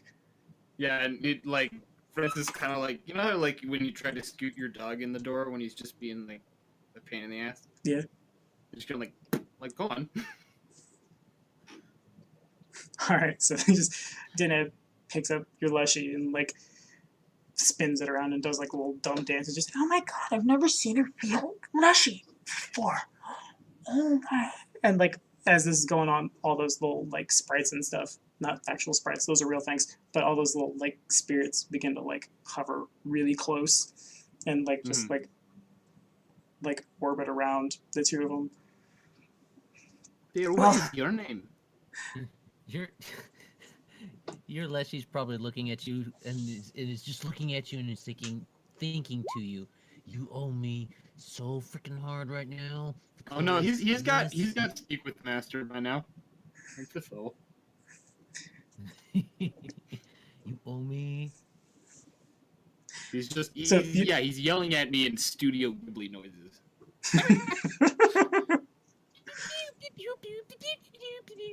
Oh, you get over it. I'm glad I now know what the noises sound like so I can emulate them for later, because I've never seen anything Studio Ghibli. So you had asked the little girl what her name was. What? Did I hear that No, right? wait, that is a horrible thing. You have never seen any Studio Ghibli? I have not. I'm not even sure what that is. Oh, good job, Sarah. Studio Ghibli sounds like some like weird like turkey theater. So, never Princess Mononoke. You've never House seen Flying Princess Castle. House Flying Castle. My Neighbor Totoro. Spirited Away. Spirited Wait, Oh, I know what you're away. talking about now. I've never seen any of it. What? Yeah, like I know Just of it. a jet bus. This- I can't afford to fly down there and show them to you. You're gonna have to do that on your own time. Figure it out. Anyway, so you had asked the little girl for a name, is that right? Yeah. So just she kind of like comes on, just my name's Deneb, and she like holds her hand out and like still dancing with little wee Babby Leshy, just like offers a handshake, and What was the name? You're gonna have to spell it for me. I'll put it in there. Well, the name. Hello, my dear. And he'll shake her hand. He's like, Francis isn't very tall or very fit, but he's lived in the woods pretty much all his life, so he has like wide, thick-fingered, rough hands Mhm. that just sort of engulf this tiny little girl's fist. Gotcha. Radovan steps up and just, Deneb, she's heard all these stories about you and what you did, brother, and ever since she was, well, she's still a wee lass, but ever since she was old enough to walk, she's tried to commune with nature and tried to forge the connection that we assume that druid would have taught you, and ever since, these spirits, they follow her everywhere she goes. We don't understand, but she seems happy, so we do not question it. Do you know what they are?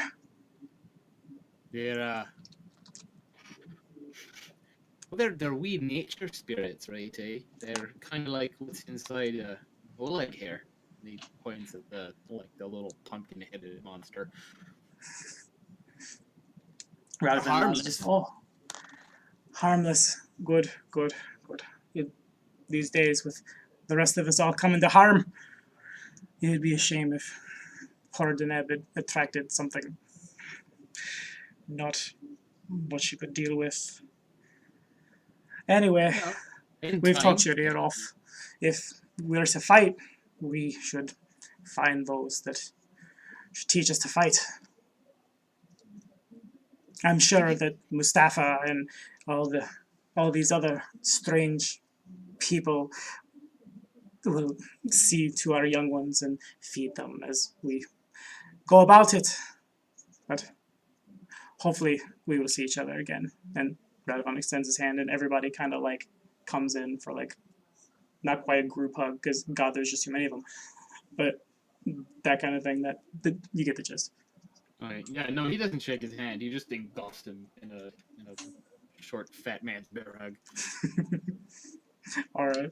And everybody probably in turn, like awkward, well, maybe not necessarily awkward, but like gigantic family reunion just goes in line. Just, so glad to see you, Francis. Glad you're doing well, lad.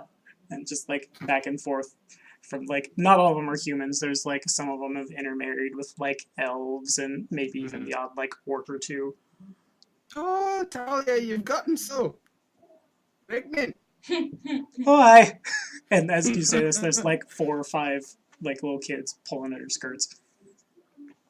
As everybody goes to leave, Deneb, she like begins pulling on like the back of your robe. Yes, dear. One of the spirits, they gave me this wee seed here. I don't know what it is, but perhaps you could make use of it. The seed is about the size of her palm. Oh, good lord. Don't know what it is. Perhaps a knowledge check. Yeah, let's try knowledge nature. Okay. All right. It's not verbatim, but like when one creates an actual Leshy, sometimes there's like a ritual involved where like one might like plant a seed in the ground and Yeah. do that druid magic and then poof Leshy. It's that kind of thing. Okay. So she's giving me a Leshy seed. More or less.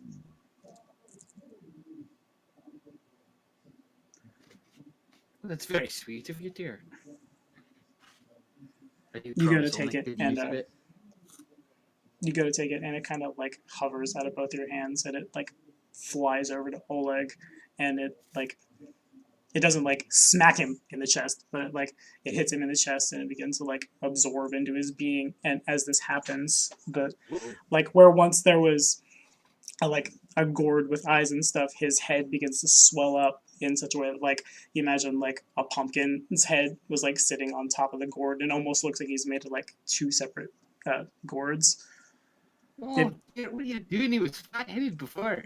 It grows and grows and grows and grows. So where like you almost like you imagine like he'd be so top heavy that if he were to like try to pick himself up, he'd just like fall over the other direction. It begins to like carve eyes and a mouth like jack-o'-lantern style. Mm-hmm. And as it like once it stops growing, Oleg he kind of like looks around and makes Studio Ghibli noises that I need to catch up on apparently. And Oleg removes his head and proceeds to like throw it up in the air and drop kick it, and you see it sail through the air and get even bigger than it is now, to where it like would engulf a human body and like slam into the ground and break into a bunch of pieces. Pumpkin Wars? And as this happens, like the pumpkin head grows back. Mechanically speaking, I have so many questions. I think mechanically speaking, we'll let you find out exactly what that does. But I will say that for giving me a backstory, Kane, Francis no longer suffers. Like he still dies of old age when his time is up, but he no longer suffers like negs for growing old. Because technically, at 35, you've hit middle age and you're taking a neg 1 to your strength next con. You no longer suffer those. If you probably weren't suffering them in the first place, but if you were to grow older, they no longer happen. And you know that. You imagine that this pumpkin head thing, like you can weaponize it. You're not sure exactly what it does. You get the feeling like there's going to need to be a little bit of experimentation there before you can figure out exactly what happens. All right, I'm going to write that in my notes under pumpkin chicken. Pumpkin chicken. All right, let's go to Jeff. Jeff, what's Randall doing? Other than being muted. Yep, there we go. So you were breaking up. You said, what did I want to do? Yeah, what are you doing? I guess just catching up with Armando. There's not really much, or trying to figure out, because I don't want to go back and like waste everybody's time with like trying to learn all the other backstories of the characters that like people have already established.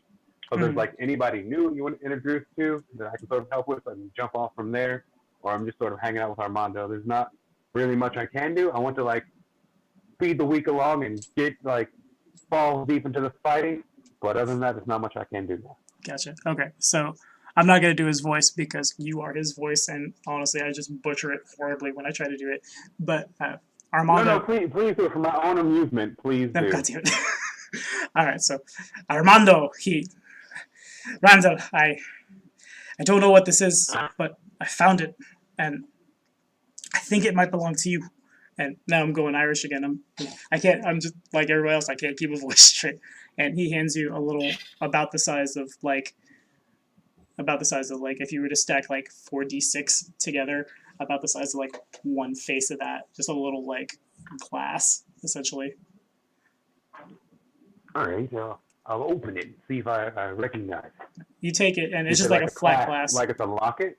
No, just like a flat piece of glass. If you were to put 4d6. Oh, like, a piece of glass. I just said a clasp.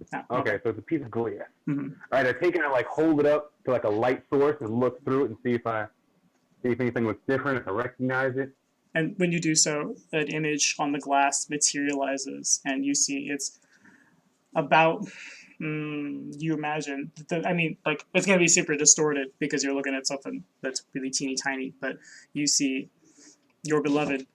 You see her, looks like she's trapped in a room that's barely big enough to support her. She sees you, and she goes to talk. She doesn't, you get the feeling that either A, she can't talk, or B, like something is preventing her, like the sound from getting through. But that woman who has been imprisoned, that is definitively her, and you see her, your beloved. My lovely, lovely Miss Elizabeth. I'm fighting for you, babe. Don't you worry. When we get everything all set it up, I'm gonna find you. I'm gonna save you, and we're gonna be together again. It's gonna be magical from sun up to sundown. Me and you all around the town. Dig it. She kind of like chuckles and nods, and like she begins to. She draws out this name in. I'm trying to type this, I'm trying to keep my cat from attacking my mouse. I'll put it in the chat on Roll20 right quick. That name. I don't know why I'm yelling, but I'm yelling.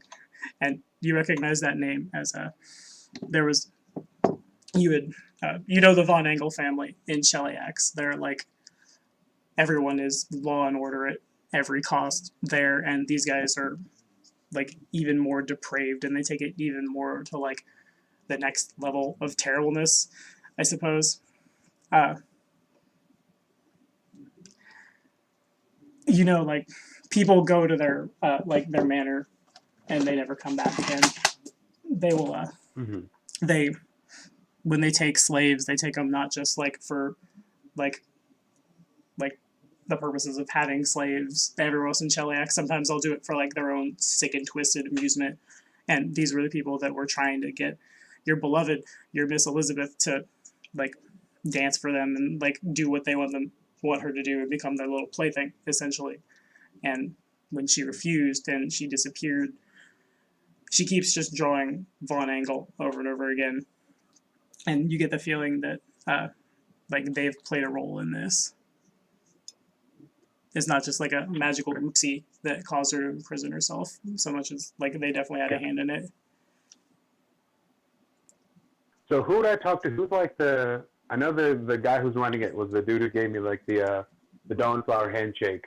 Who would be like the military strategist, so I can talk to him and tell them like, you know, I want to be the front line of the vanguard of the Cheliax invasion.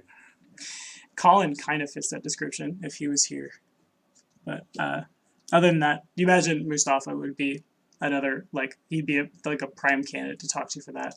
Maybe even, like, other members of the party as well.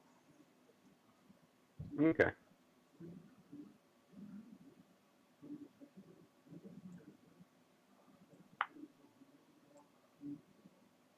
So who would that be in the group? Like, so I see all that. I say, Armando, right? You've been here for a while. You know your way around. You know pillar to post. You know north, south, east, and west.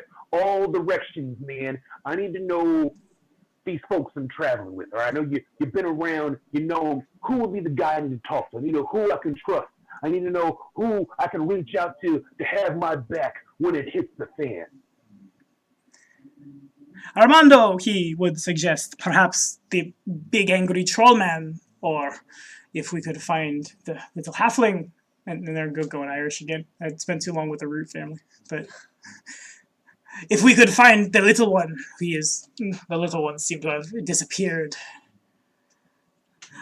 I think I would suggest the big angry troll man. I haven't seen any of the Chelish. But he definitely would suggest Enterling. Yeah, greatly appreciated. You know where to find me if you need me. Stay safe out there, man. Stay safe. He nods. And I go off looking for big angry troll man. He is like, it's not hard to find the Swedish tavern in the Middle East. Definitely, for sure. Like, you're able to find it without a whole lot of problem, and I imagine he's still there.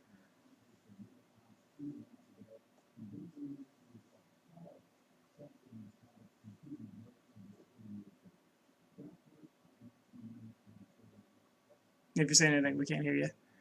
What? I'm talking to Jeff. Oh, no, I was waiting to figure, I was waiting, I said I was going to find him, so I was waiting for the troll man to say something.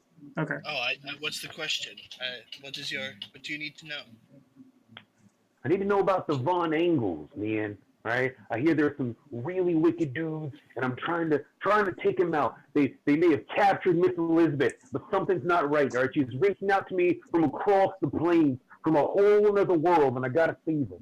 Gotta do it. And I want to be there on the front line. I want to wrap my arms around the neck and just pop their head like a pimple, man. Lucia is still. Well, no, she left. We'll say Lucia made her back to the bar. Everything is kind of happening around like the same time ish, so Francis might even be here too while this is happening.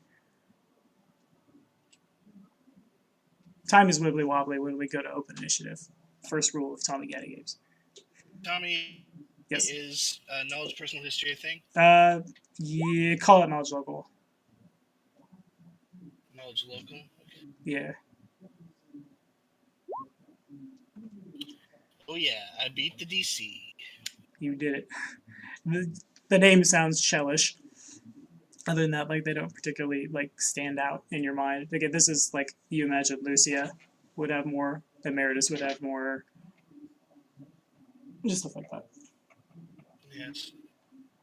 I don't know much about these Von English you speak of, though I can tell you that their name is definitely Chelish, and that you may want to speak with Lucia or the skull-faced man, Papa Emeritus.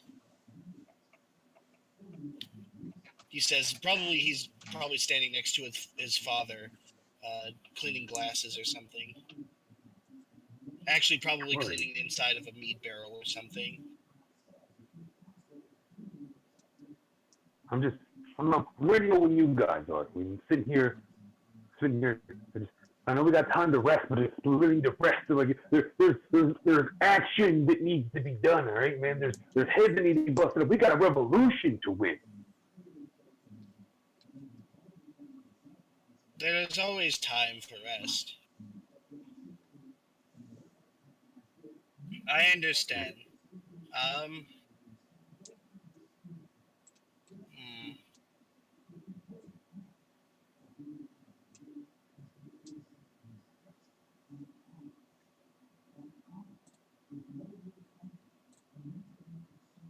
Yes. All right, so I guess I'll go on and just continue to look for general information or anybody, or see who the other like frontline fighters are and talk about strategy and such. Okay. So as you're doing this, you feel you're like that thing that connects you to Miss Elizabeth and her other like the other plane of existence where she now resides. You feel it kind of like surge with energy as you carry a little tiny piece of her about as you go about your like trying to get the information you want essentially. And you recall when you guys were together, fighting technique that you had worked on where you would like either climb on top of something or eventually, once you become powerful enough, fly up and jump or fly down and slam yourself into somebody. And as you like fume with all the anger and the desire to get to the front lines, you find yourself like that thing you had wanted to try to do. You are completely confident you could pull it off now flawlessly in combat mechanically. If you ever, from a height of 10 feet, descend on somebody, like as in like jumping off the ropes at like Randy Savage style, one attack, your choice, will deal damage as if one size category higher. Whether that be like one slam or like, I don't know, the myriad natural attacks on the synthesis at the moment. Yeah, there's a ton of them. I have now slams, headbutts, and everything. One So of them, is your that- choice. Is that one category higher for every 10 feet? Or because No, there's just- ways of like, the more evolutions I take, the higher, the more movement I can get. So We'll is it see. like every 10 feet. Okay. For now, it's 10 feet equals one size category higher. Who haven't looked Okay, at from- so. All right, Haven't so heard from every 10 feet is one category size higher, you said? I'm jotting it 10 down. feet from, if you 10 feet down, you get to do damage with one of your attacks as though it was one size category higher, but just one attack and it doesn't like go up for every 10 feet. It's just a flat 10 feet. Okay, I got you. Okay. I'm gonna roll. We still don't have Colin. We might get Colin. He'll show up if he shows up. I'm gonna. He's coming. I hope he comes. That's what she said. So we're gonna even Sarah odds Adam. Odds Adam. All right. So what's Kazuha up to while this is all going on? Well, he probably was walking around still while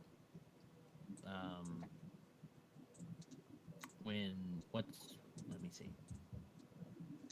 When Lucia was tumped out of the that particular tent, and as he walks by, he kind of looks down at her and says, "You do not look so good. You should go see the healers. Look pale," he says, and he gestures to his own skin being like super white. And then he goes off, and he's actually looking for the little elemental, if it's still here. Okay, make a perception check. Mm-hmm. 8. Probably 8. not.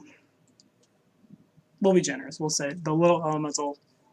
It comes up and it doesn't say anything, but it begins just like hovering around your head, doing like awkward like zigzag orbits around your head, around your shoulders. Very like, you get the feeling that this thing hasn't got the chance to fly on its own in a long time, and it's just like enjoying all the backflips and corkscrews and stuff like that it can now do. It seems happy to see you, but it doesn't say anything. He would just say something along the lines of, "I'm glad that you are feeling better.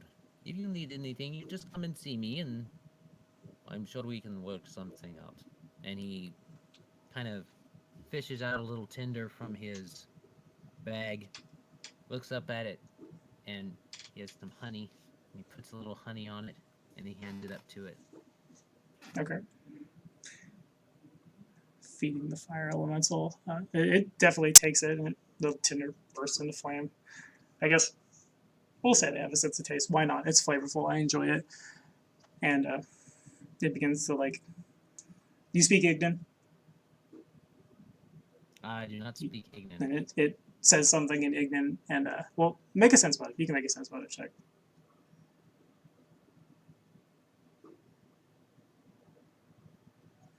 All right, so this thing, like, it puffs its little chest out, and, like, you get the feeling it understands you, but it either cannot speak back or is just, like, playing around with you. And it obviously has an incredibly, like, high opinion of itself. It begins just kind of, like, it lands in the dirt and begins walking all, like Big Man style, right, with its chest out. And it, like, it throws its arm to one side, and a fiery sword materializes in its teeny tiny little hand, and it like begins dancing and swinging in the same ways that like one who fights such as yourself might do. Like as it does so, it ducks like around your legs and like cuts a line in the sand where like you might like almost have your foot before backflipping another direction, and just again just kind of like touting that it is the big man essentially.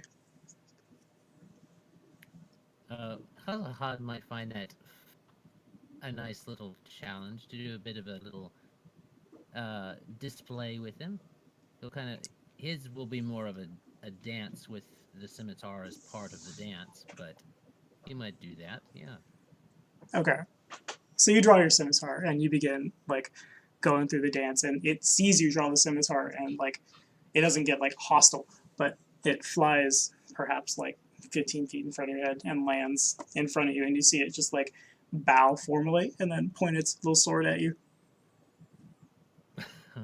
Okay. So, should I roll a dance then, or is he wanting to actually spar the little thing? You're not sure. Not without some kind of check.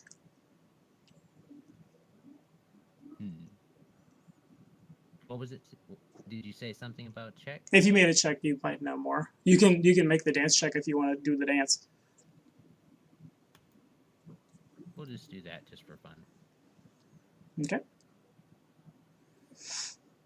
All right. So you begin to do the dance, and it like flies right up in your face, and just teeny tiny little fire sword pointing at your nose.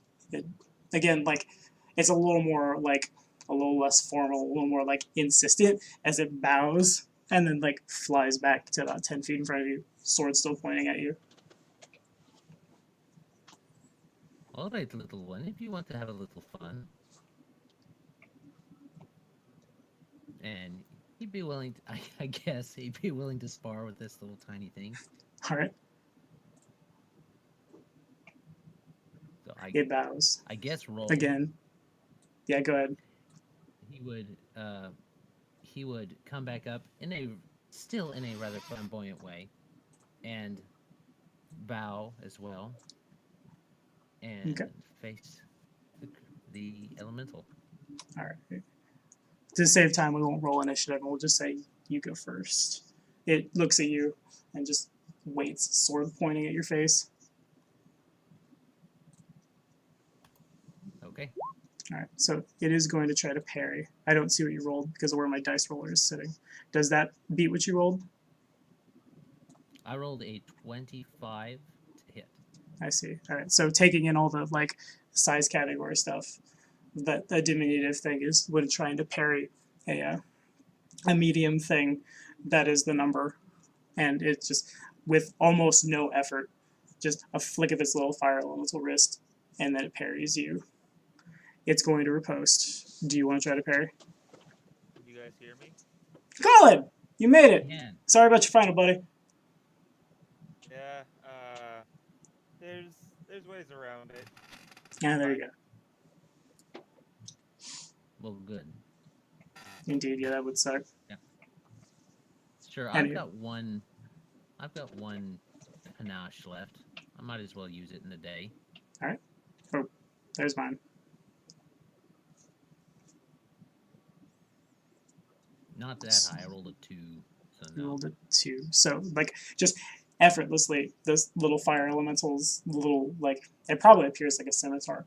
It just, like, slams into the flat of your sword, and your sword just goes, like, careening off into the air before it lands, like, perhaps 20 feet away from you, like, off to your side, just blade down in the sand. The elemental bows. And Hazakar will look at it quizzically for a moment, and just laugh to himself, and say, "It seems you have more to teach me, little thing." It kind of, like, again, no sound, just it starts, like, pantomiming a loud, angry guffaw, essentially. Well, not angry, but, like, boisterous and uproariously, just like the ha, ha, ha, ha, ha, but without making that noise.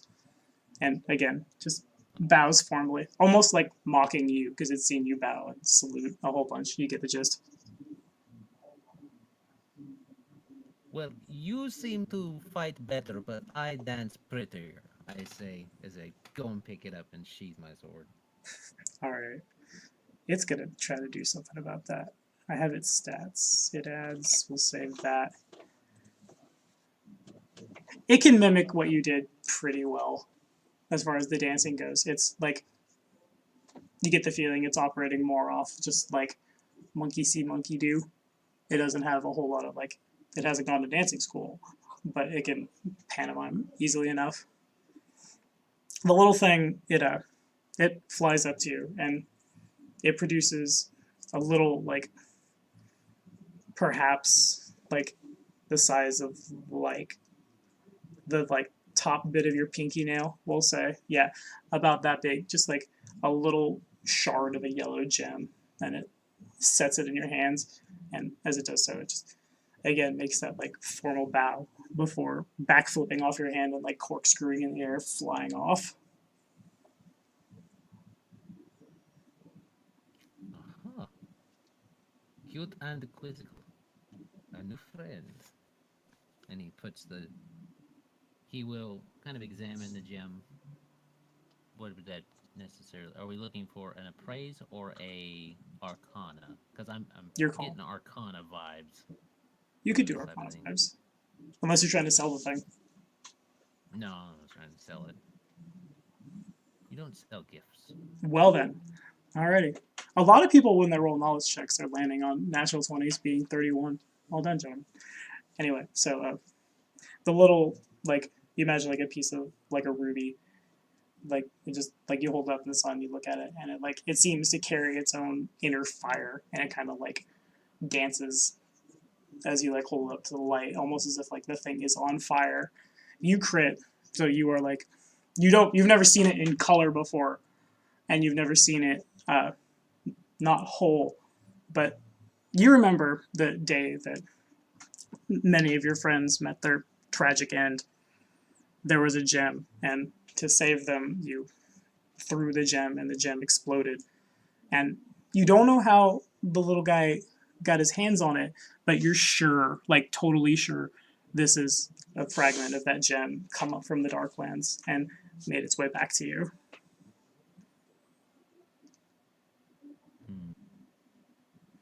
It there's definitely like a magic aura there. I'm sorry, what's up? Khazahad's face would get a bit more serious, and he'd look up and around for the thing again. Say, "We will have to talk some more, my little friend." It appears like Let's right see in that front of your here. face, almost out of nowhere. It's just like popping, just poof, there it is. This. Where did you get it? It just kind of shrugs its little shoulders. Oh, see, no, I don't believe that. I don't believe that. We It have a talk. continues to just like, kind of almost like, not necessarily like land on your nose and again dancing on it, but just about there, like its feet are just like inches away as it does like little like spin moves and stuff.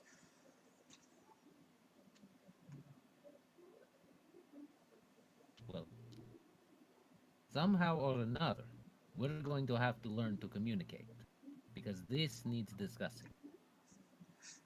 You hold it up and like the little elemental, she goes and like with a strength that like doesn't make sense for a wee little elemental of her size, she like slams into your hand and she causes the hand holding the gem to like fly down to your hip where your scimitar is, and the little bit of ruby, it connects with the hilt of your sword, and it like you hear a little like crunch as what remains of that gem shatters, and like the little shards of the shard, if you will, they begin like coalescing with your sword.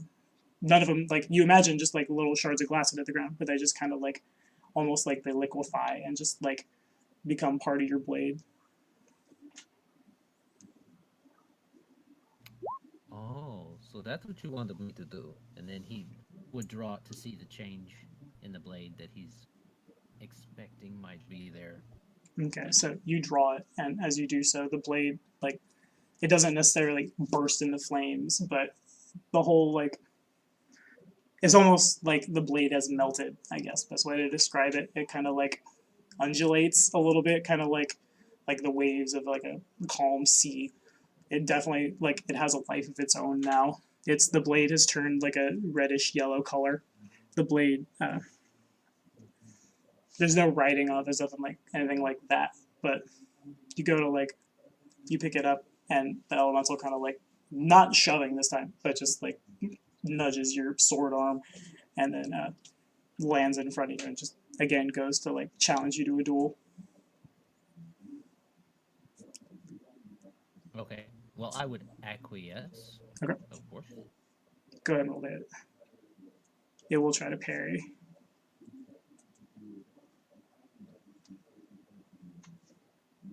I only rolled a 7. You only rolled a 7. Okay, so you go to swing, and I'll go ahead and roll. See if I don't nat 1 here. Okay, yeah, I don't. So the little guy definitely and deftly, again, just parries the bejesus out of it. But as you go to swing, the blade comes to life, and like it twists and turns, and almost like it tries to duck around behind the elemental and strike it where it's not prepared to block it. Mechanically speaking, a number of times per day equal to half your level, you can have your attacks resolve against an opponent's flat-footed armor class. As the blade like springs to life and like twists around, trying to like find the target, turn around enemy defenses, get over shields, that kind of thing. All right. Interesting. Interesting indeed. Let's run over to Colin real quick. We won't dwindle on it too long, but we've decided. The Well, only, the only I- thing you would have to do after that is try to take the thing out for a drink or for some kind of kindling, whatever it wanted. it'll follow you around. Colin, I decided that I said I was going to hand out little things for Joe for botting and for you for coming up with a crazy harebrained answer to a puzzle.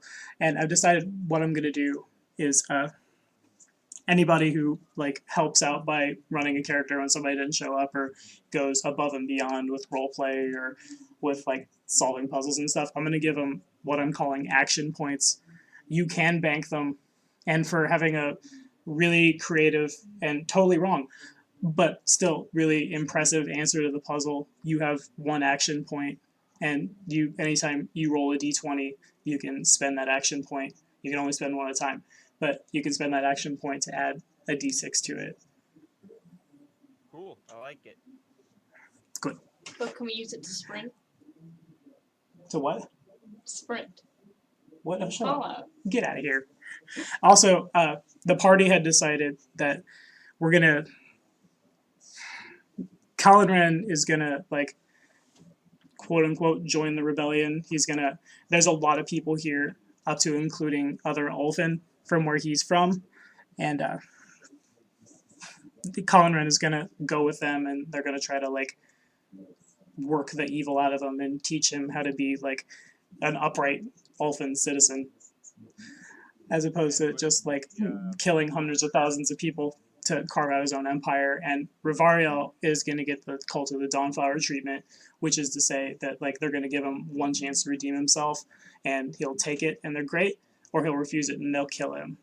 If Zondu has anything he wants to say about that, or has any other ideas, since you did show up, I'll give you like a quick chance to have your input put in, and we'll just like rewind it back in the video, and Mustafa would have heard it, and it'll go through as long as it doesn't like contradict anybody.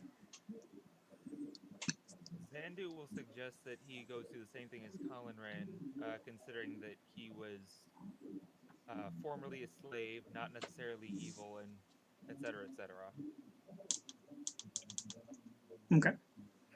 All right, so we'll put that into like it'll be taken into consideration essentially, and time is officially even more wibbly wobbly because I knew what I was going to do with Zandu.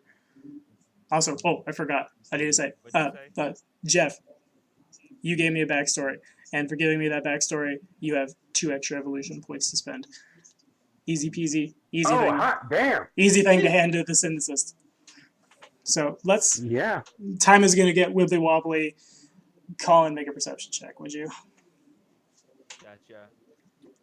As we're starting to run out of time, I'm really glad that I recorded Sarah's last night, so we can just get through everybody else's. Okay, so you wake up.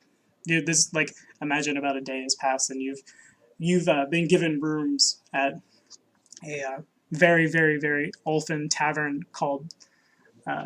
No, I don't remember. It's written down. Hold up. Fafnir's Envy. Fafnir's Envy. I remember the Fafnir's part, but like Fafnir's what?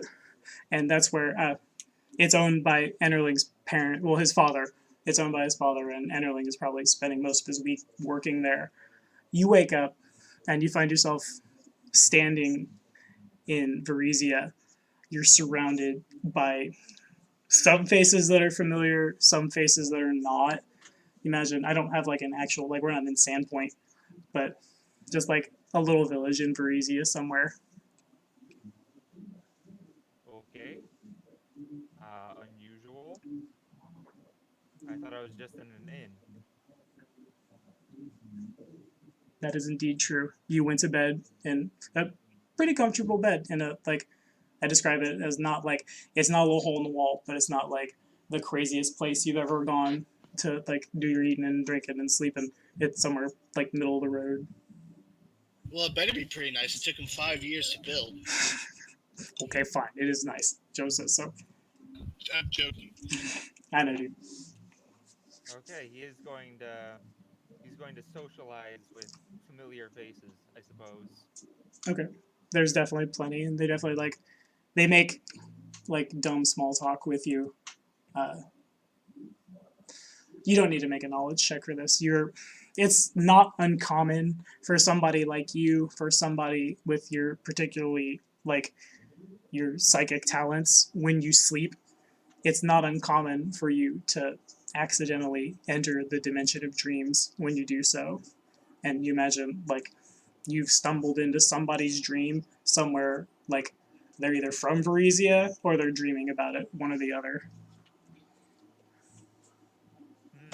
I have a guess as to who it might be, but I'm not positive.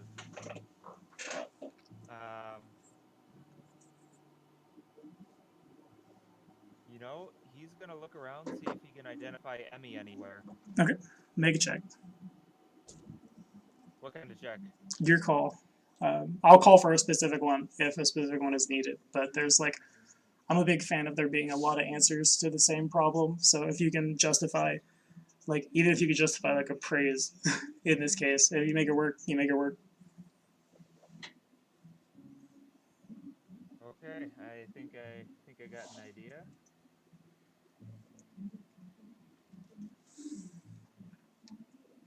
This is a dream. He's going to try to identify whose dream it is by the motives going on around it. Okay, sure. I can dig it. You begin looking around. You begin not necessarily like physically poking at people, but like poking at the facets of the dimension of dreams. And it's not hard for you, again, like, not almighty psychic caster, but like it's in your blood. You've probably had these dreams for like ever since you were a little kid. It's not hard for you to like rise out of this dream and see like imagine like driving down the interstate and you would see like where streetlights are, that like regular intervals. There are just like the dreams of everyone presently sleeping in across the multiverse, essentially Galarion and or otherwise. If it sleeps consciously or otherwise, it does enter the dimension of dreams, and it creates its own like private demiplane where these dreams pan out. You're not sure exactly who has dreamed the particular dream that you've ended up in. You know it's not you. You know, like, you're sure when it's in your own dream, but I will say, like, in the back of your mind, just, Zandu, are you there? Hello? Yes, who is that? You recognize Emmy's voice. Emmy, where are you? Are you okay? I need help. Where are you? You've been gone so long. I was taken to prison, if you remember right. Where are you? She continues just looping. Just help me. It's so cold. I'm going to try to identify where that sound is coming from. Okay. Because you said I can sort of zoom out and see all the sort of facets that there are Mm-hmm. in this dream dimension. That's right. So I'm going to see if I can identify which one it is coming from. Alrighty.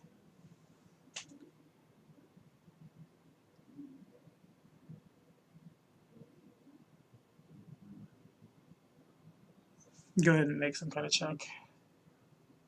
Getting there.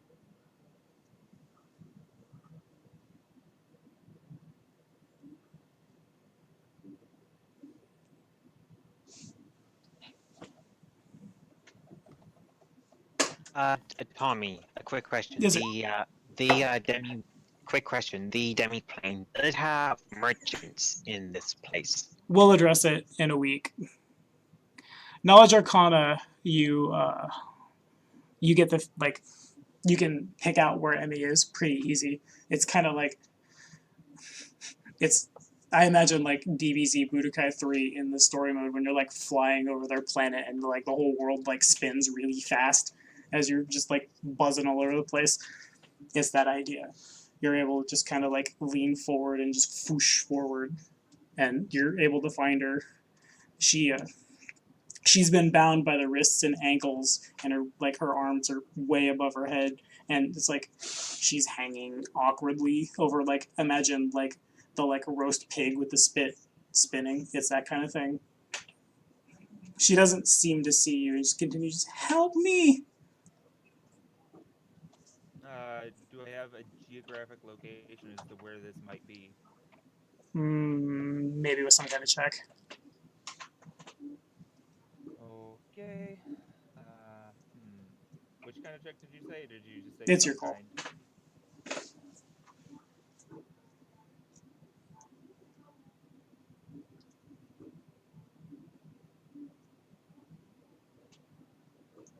You know, I'm gonna go based off of linguistics in the area, see what language people are Okay. speaking.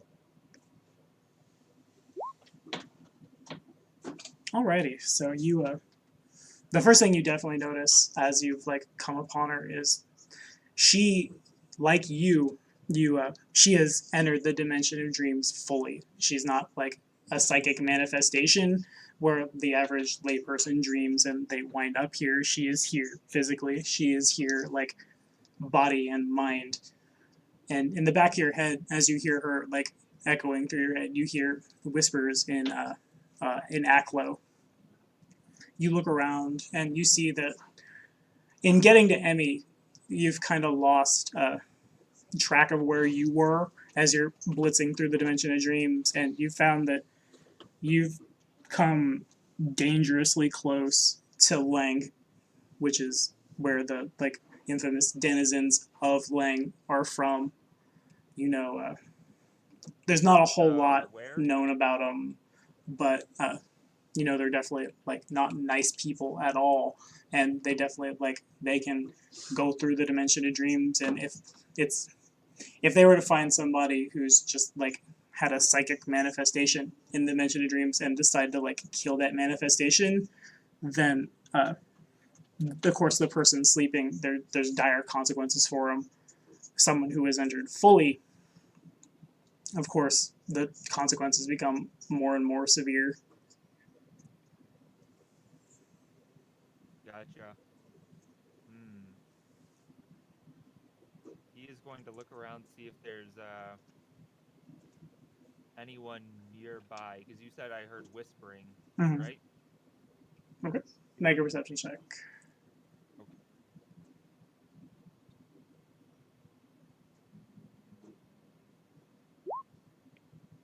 Can't do the perception checks today. You cannot. There's nobody nearby.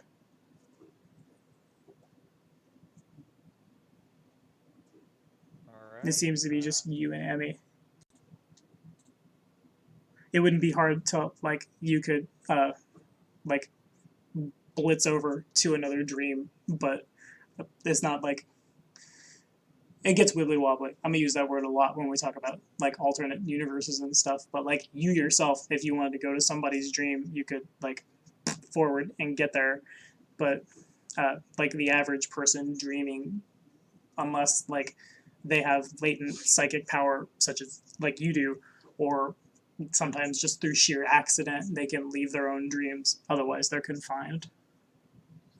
Can I interact with this at all and possibly release her? You can try. She continues, just help me. I will try.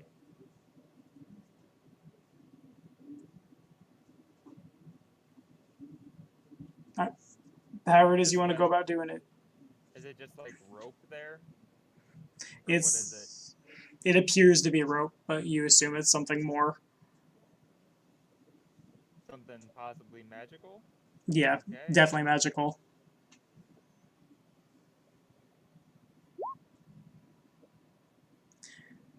Okay, so you reach out to begin to like undo the cords that have poor little Emmy strapped up, and then suddenly you wake up in a cold sweat, like you like shoot up like Dope Wake Daddy style almost. Maybe you don't zombie arms, but just drenched in a cold sweat. Your pillow is soaked. Your blankets are. You're back in Fafnir's Envy. You can hear.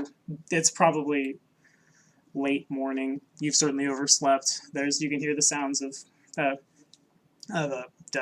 Enterling and Enterling's father begin to like get the place ready for customers to come in. Other than that, it's like dead quiet. Interesting. I suppose.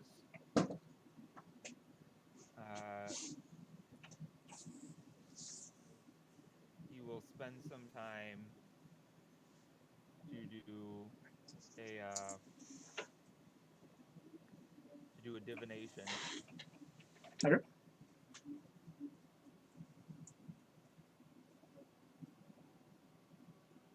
So what exactly does that entail?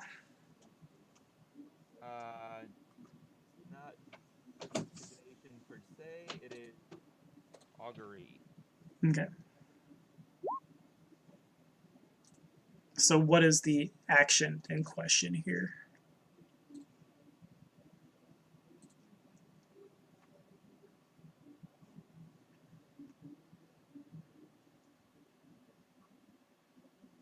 The action in question is going after to rescue Emmy. Okay. Make a will save.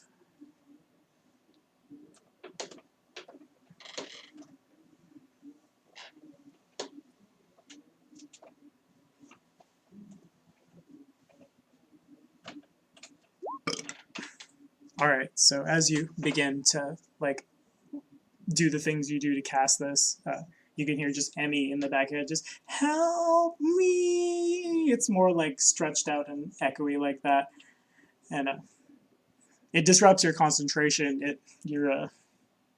They'll call it like chi. You're not a monk, but whatever it is that makes a psychic caster, like there's waves flowing through it in your body and in your mind. You are able to push through. You get wheel and woe. You get both. They're both good and bad things could happen if you were to try to do anything involving the dimension of dreams as well as Lang itself. But we'll say that after like pushing through, you feel a deeper connection both to your friend who like obviously by entering the dimension of dreams fully, she is exhibiting some sort of latent power, unless of course she was like dragged there. But if she was dragged there, you imagine like something worse would have happened to her. You imagine it's more something along the lines of like she went to bed one night and this is when her like sorcerer powers awaken and she finds herself on the dimension of dreams. Excuse me. So mechanically, we're gonna say that for pushing through and for like doing all the stuff you do, all of Xandu's spell save DCs increased by 2. Oh snap. Oh snap. Alright, so it's gonna sound like I don't talk to Emeritus at all, but since it's already 9:49 and I recorded this yesterday, we'll go ahead and I'll just splice that in when we get done here. Let's slide down to, we'll say Xandu gets out of bed and he begins going downstairs, and around this time you see Enterling and his father, they go back into like, again, well you weren't here to hear this, but there's no definitive like employees only sign on this door, but you get the gist, that's what it is. Enterling, your father turns to you and so I'm going Irish again. I need to binge Skyrim for like 5 hours when I need to play Gunther Madsen. I see you've found the notes, and as he brings up the notes, your mother in her rocking chair, like she remains catatonic, but she begins to like mumble to herself a little bit and rock a little faster back and forth. Yes, I found his notes. What do they mean? What are they? What do you have these for? Your father, he shrugs his shoulders and just, I don't know. I'm Irish. Hang on, I'm gonna mute my mic and I'm not gonna mute my mic. I used to be an adventurer like you. Then I took an arrow in the knee. The notes, they come every day, more and more every day. And as he talks about these notes, your mother continues to just like grow catatonically furious. Is a great contradiction, but you get what I'm saying. I don't know what to make of them. I suppose we could go talk to the big fire genie thing. And this, like, as he brings this up, there's an audible, like, moan, grunt, groan from your catatonic mother, just. But it appears doing so upsets your mother. I don't know what to do.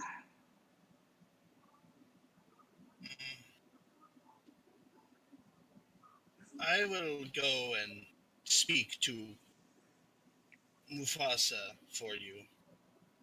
Enderling will like walk over and like put his big old stinky troll hands on his mother's. All right.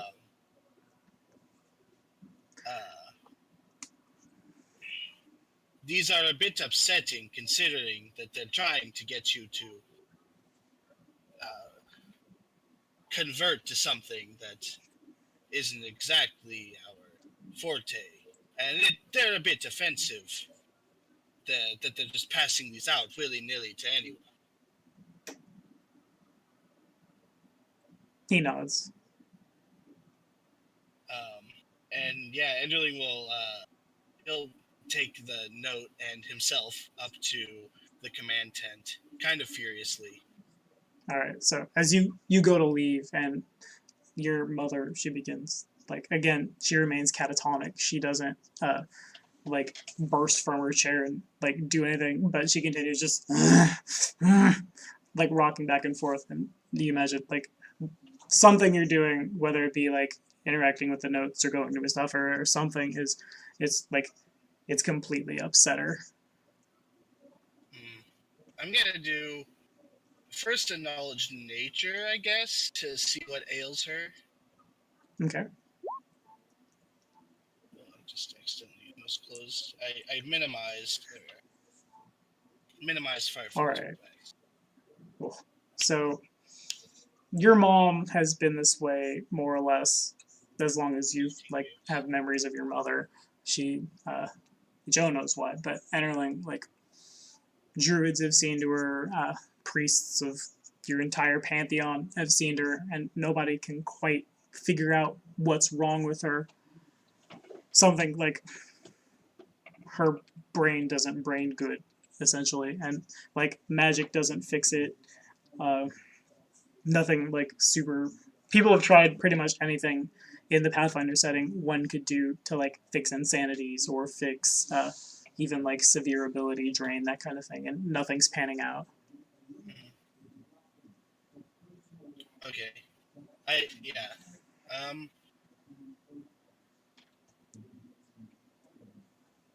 I'm going to continue on. It's probably something she does every once in a while. Okay. Probably especially when Enderling's around. So he's just going to kind of like give a concerned look to his father and then walk out.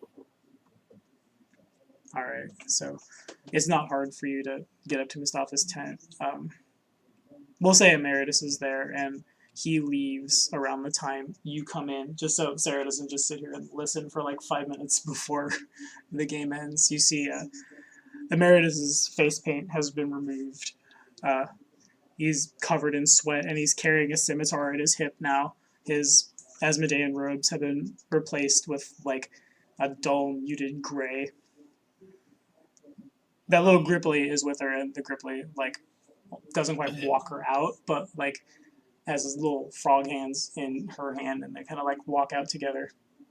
Oh, Papa Emeritus has officially changed genders? Yes. I tried to correct you, you just kept going. That's what happens when someone gets an atonement. Enderling's probably a little angry, so he probably just storms past him and doesn't say anything. Frankly. Sarah, do you have any response? Do you want to do anything? Enderling looks angry. To Enderling walking around angrily. Enderling's usually not angry. Enderling has the wisdom and charisma of like a 5-year-old. So. Okay, I'll like awkwardly say like, are you okay, my friend? Enderling will just like hold up this blaspheme. This is awkward. Showing her the note. Because she doesn't have her character sheet. So Yeah, I'm going to say, because we thought she wasn't going to be here until super late, so Joe has Papa Emeritus' character sheet in case we needed it. So I'm going to say Sarah, make a knowledge religion check. But Joe, make a knowledge religion check for Sarah.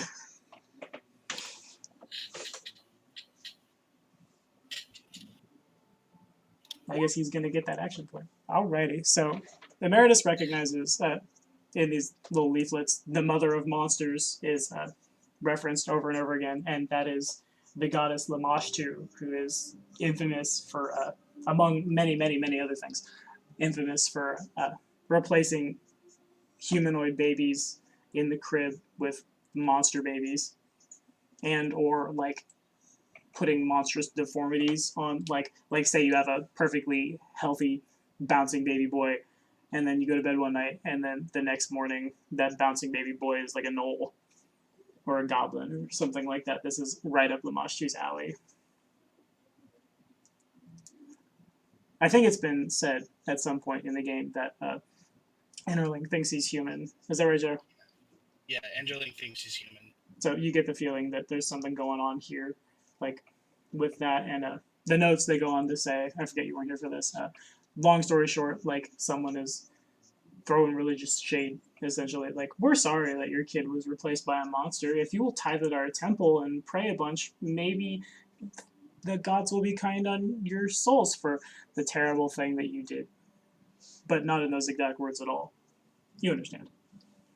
So I can infer but that Enderling was one of these babies. You can infer that someone definitely thinks so.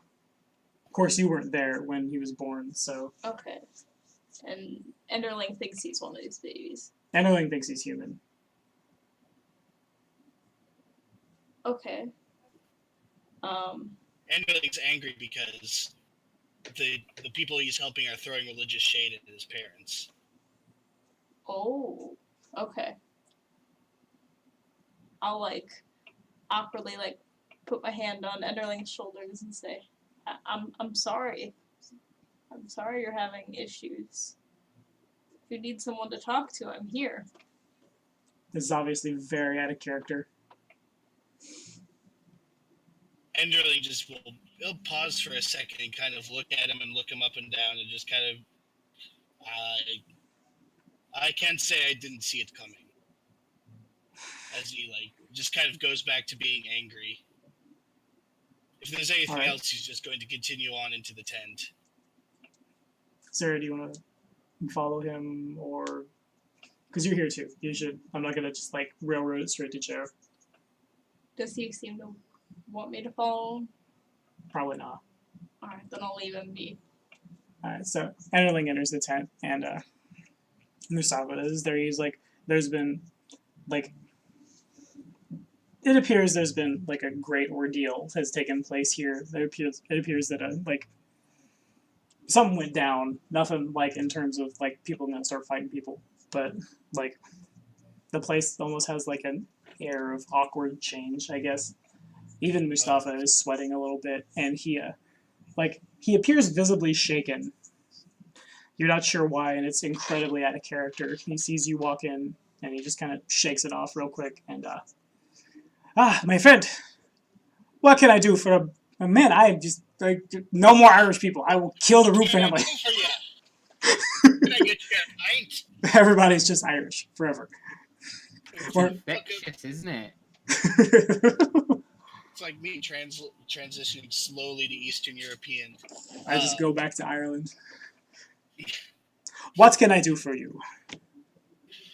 Enderling's going to, like, just kind of, like, take the piece of paper and, like, slightly unfold it and just kind of, like, push it onto his chest. And you know exactly what I'm here for. You have been giving out these propaganda pamphlets trying to change the people who are helping you out of kindness of their hearts to your religion. All We right. help you because it is what the God of the protector of man asks us to do. It is what the God of justice asks us to do, not what you wanted us to do. All right. Mustafa, he takes the note and he reads it. And, no, my friend, this is the first time I have seen this. I don't know what to say. This is not one of mine. I am sorry that anyone would accuse your family of Lamashtu worship. I will see it that these notes cease coming to Fafnir's envy. I am so sorry. And he, like, ignites the note in his hand and it burns away into cinders. Enderling will look him over skeptically, making a sense motive check. You think he's being honest? This guy has given you, like, he could have killed you several times when, like, he's had definitely the opportunity to do so, and like, there's no reason he'd lie to you now. Yeah, well, what Enderling is thinking is, why kill him when he can use him to fight his own little revolution here? This is true. So, But you still, you get Enderling the is- feeling he's being super honest.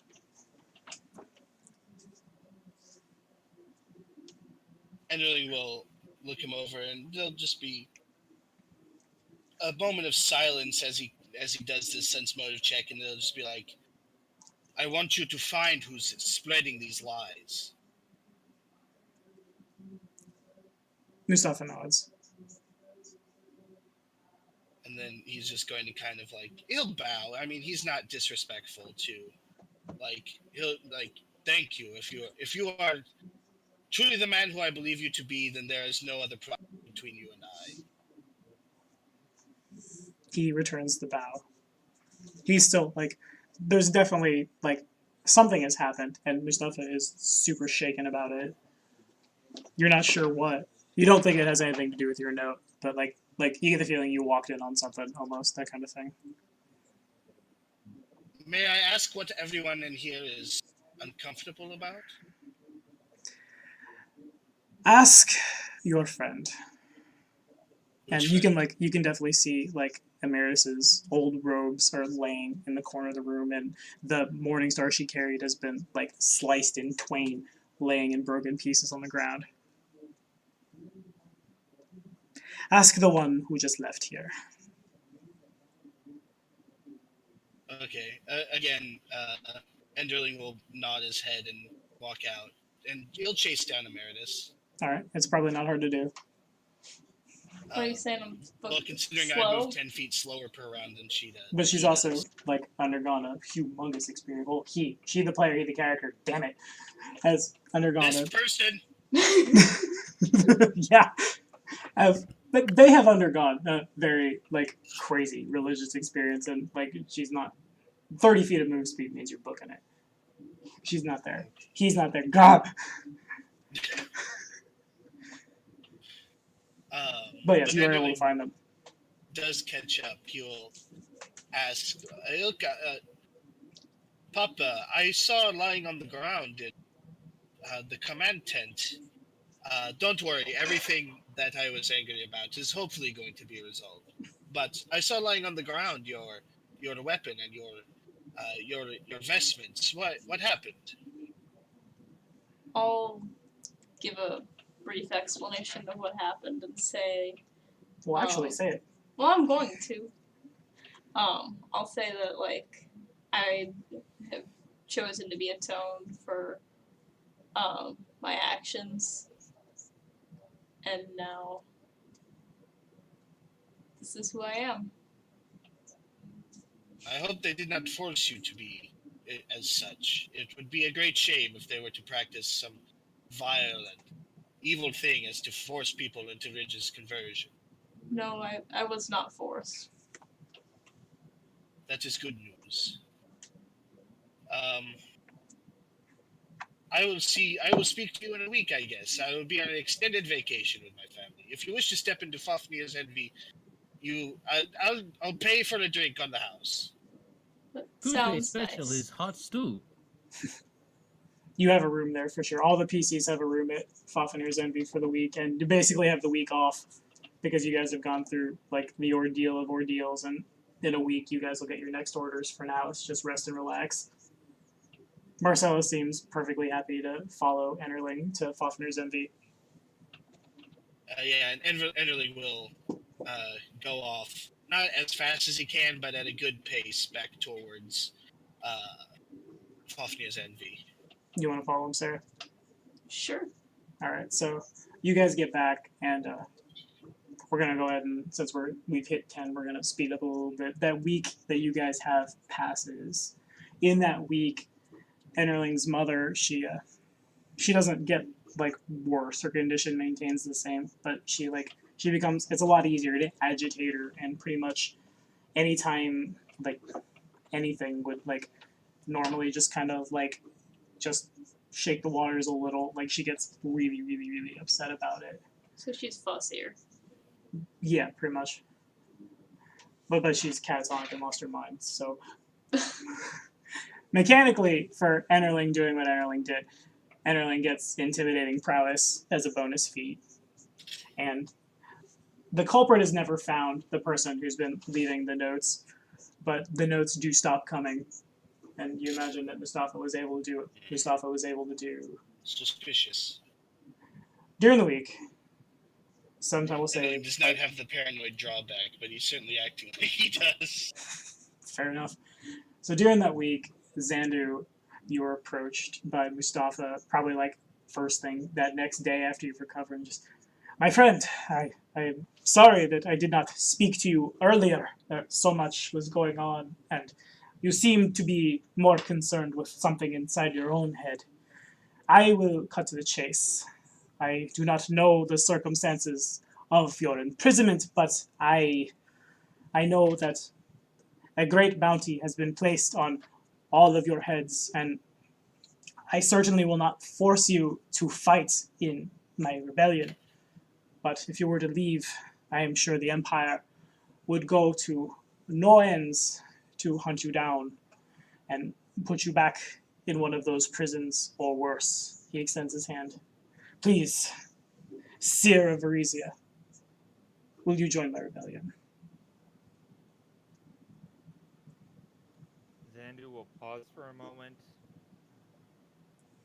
think, and say, I would love to, but there is some pressing matters regarding my personal life that I must resolve. My friend who I was looking for has been pulled into a dream, the dimension of dreams, and she's tied up somewhere. I have to find her. If you would help me with that, I would be more than happy to join the rebellion. He nods, and of course, my friend. Any friend of yours is a friend of ours, as you can see, and you probably have seen like Francis's super extended family running all over the place, as well as like Enterling's family is here. He means what he says. If like you imagine that anybody, like if you were to find Emmy or if like anybody else in your immediate circle, they can be brought here, and if they choose to fight, they can fight, and if they don't want to fight or if they can't fight, they simply like they would be given a place to live here in this demiplane, safe from the horrors of war. Got it. He extends his hand, and if you take it, your hand burns for a minute, and he removes his hand, and you look and you see Sarenrae's holy symbol has been branded onto your hand. A couple seconds later, it just kind of like fades away. Welcome to the rebellion, my friend. I promise. As soon as we are able to spare men, we will find you a friend. Rest assured. I believe she is in Lang. It'd be Lang! But that's basically what he does. What? You say Lang, and he just kind of like his face gets all aghast. That is unfortunate news, my friend. I will go to any lengths. I swear to you, we will get her back. Thank you. So that week does pass, and this is where we are going to call it. But before we call it, there is one more thing that has to be done. The morning of that 7th day, and we can't give you the big reveal until Van gets here, because Van's important in it. Yeah, you hear that, Van? If you're watching, you're important. Get well soon, buddy. Kazaha is approached by Mustafa the morning of the 7th day. My friend, I have a new assignment for you. He waves his hand, and following behind him is a little like basin of water, which he uses as essentially a mobile scrying post, and he activates it, it rotates, and you see like almost like an arcane eye as per the spell hover over an apple orchard. It like bobs and weaves through the trees, and it makes its way towards a little farmhouse. And you see there's little like they're not like anything crazy, but there's little craters in the ground making the way up to the farmhouse. It pans farther forward, and you see Jack. Jack is still missing their body parts.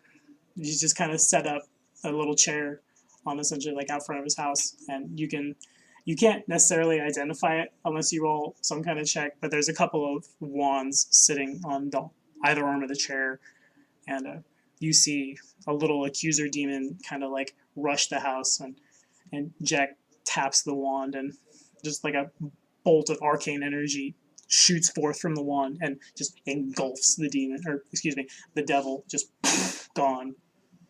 My friend, unfortunately, this demiplane is not big enough for those that seek shelter from this war, those who cannot fight, those who will not fight. Jack has been a friend of mine for many, many years, and her farm, her orchard sits within a couple hours' walk of the border with the Padishah Empire of Kalesh. Thus far, they wish to remain neutral in this conflict, but they have agreed to accept non-combatants, accept those who wish not to fight into their borders. And though rumor has it, an Elbarian has stirred up trouble up north for them, and they're in no position to fight themselves. The Empire, they would not dare cross into the Padishah Empire's borders. However, Jack, as you know, she's not as capable of defending the fort as others might, and I need you to go there, my friend. I need you to help her. Non-combatants, you know, she has taken in those who cannot fight. She helps those who cannot help themselves, and in these times, unfortunately, she just cannot do it alone, and I am sorry that I must send you away, but I know of no one braver than you, no one brave enough to stand against hordes of Imperials with nothing more than the apple trees at their back than you. Can you help me with this?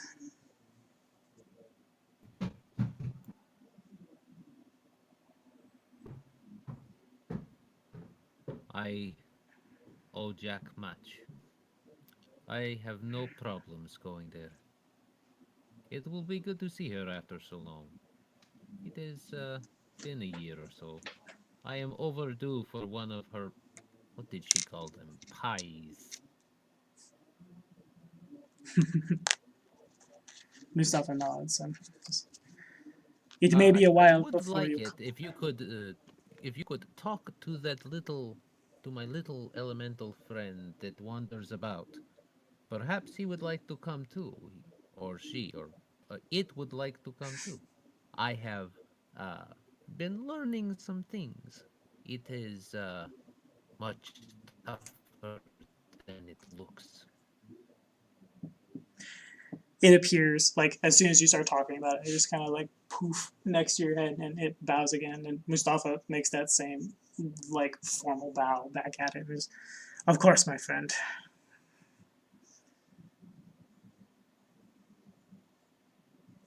Between the two of us, Jack will be safe. No problems.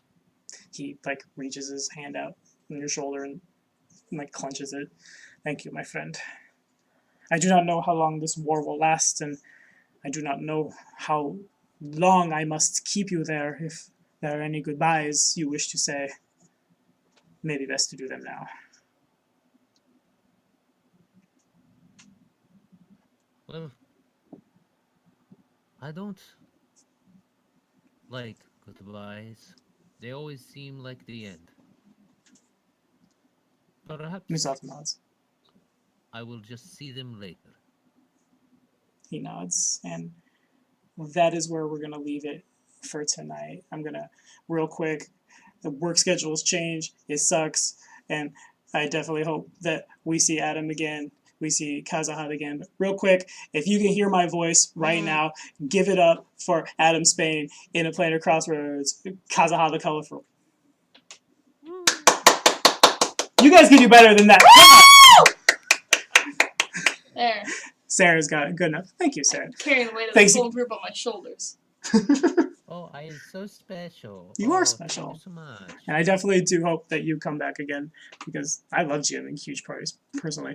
So again, thank you guys for watching. Be sure to check out Planar Crossroads and like and subscribe for more videos. We will see you in a week.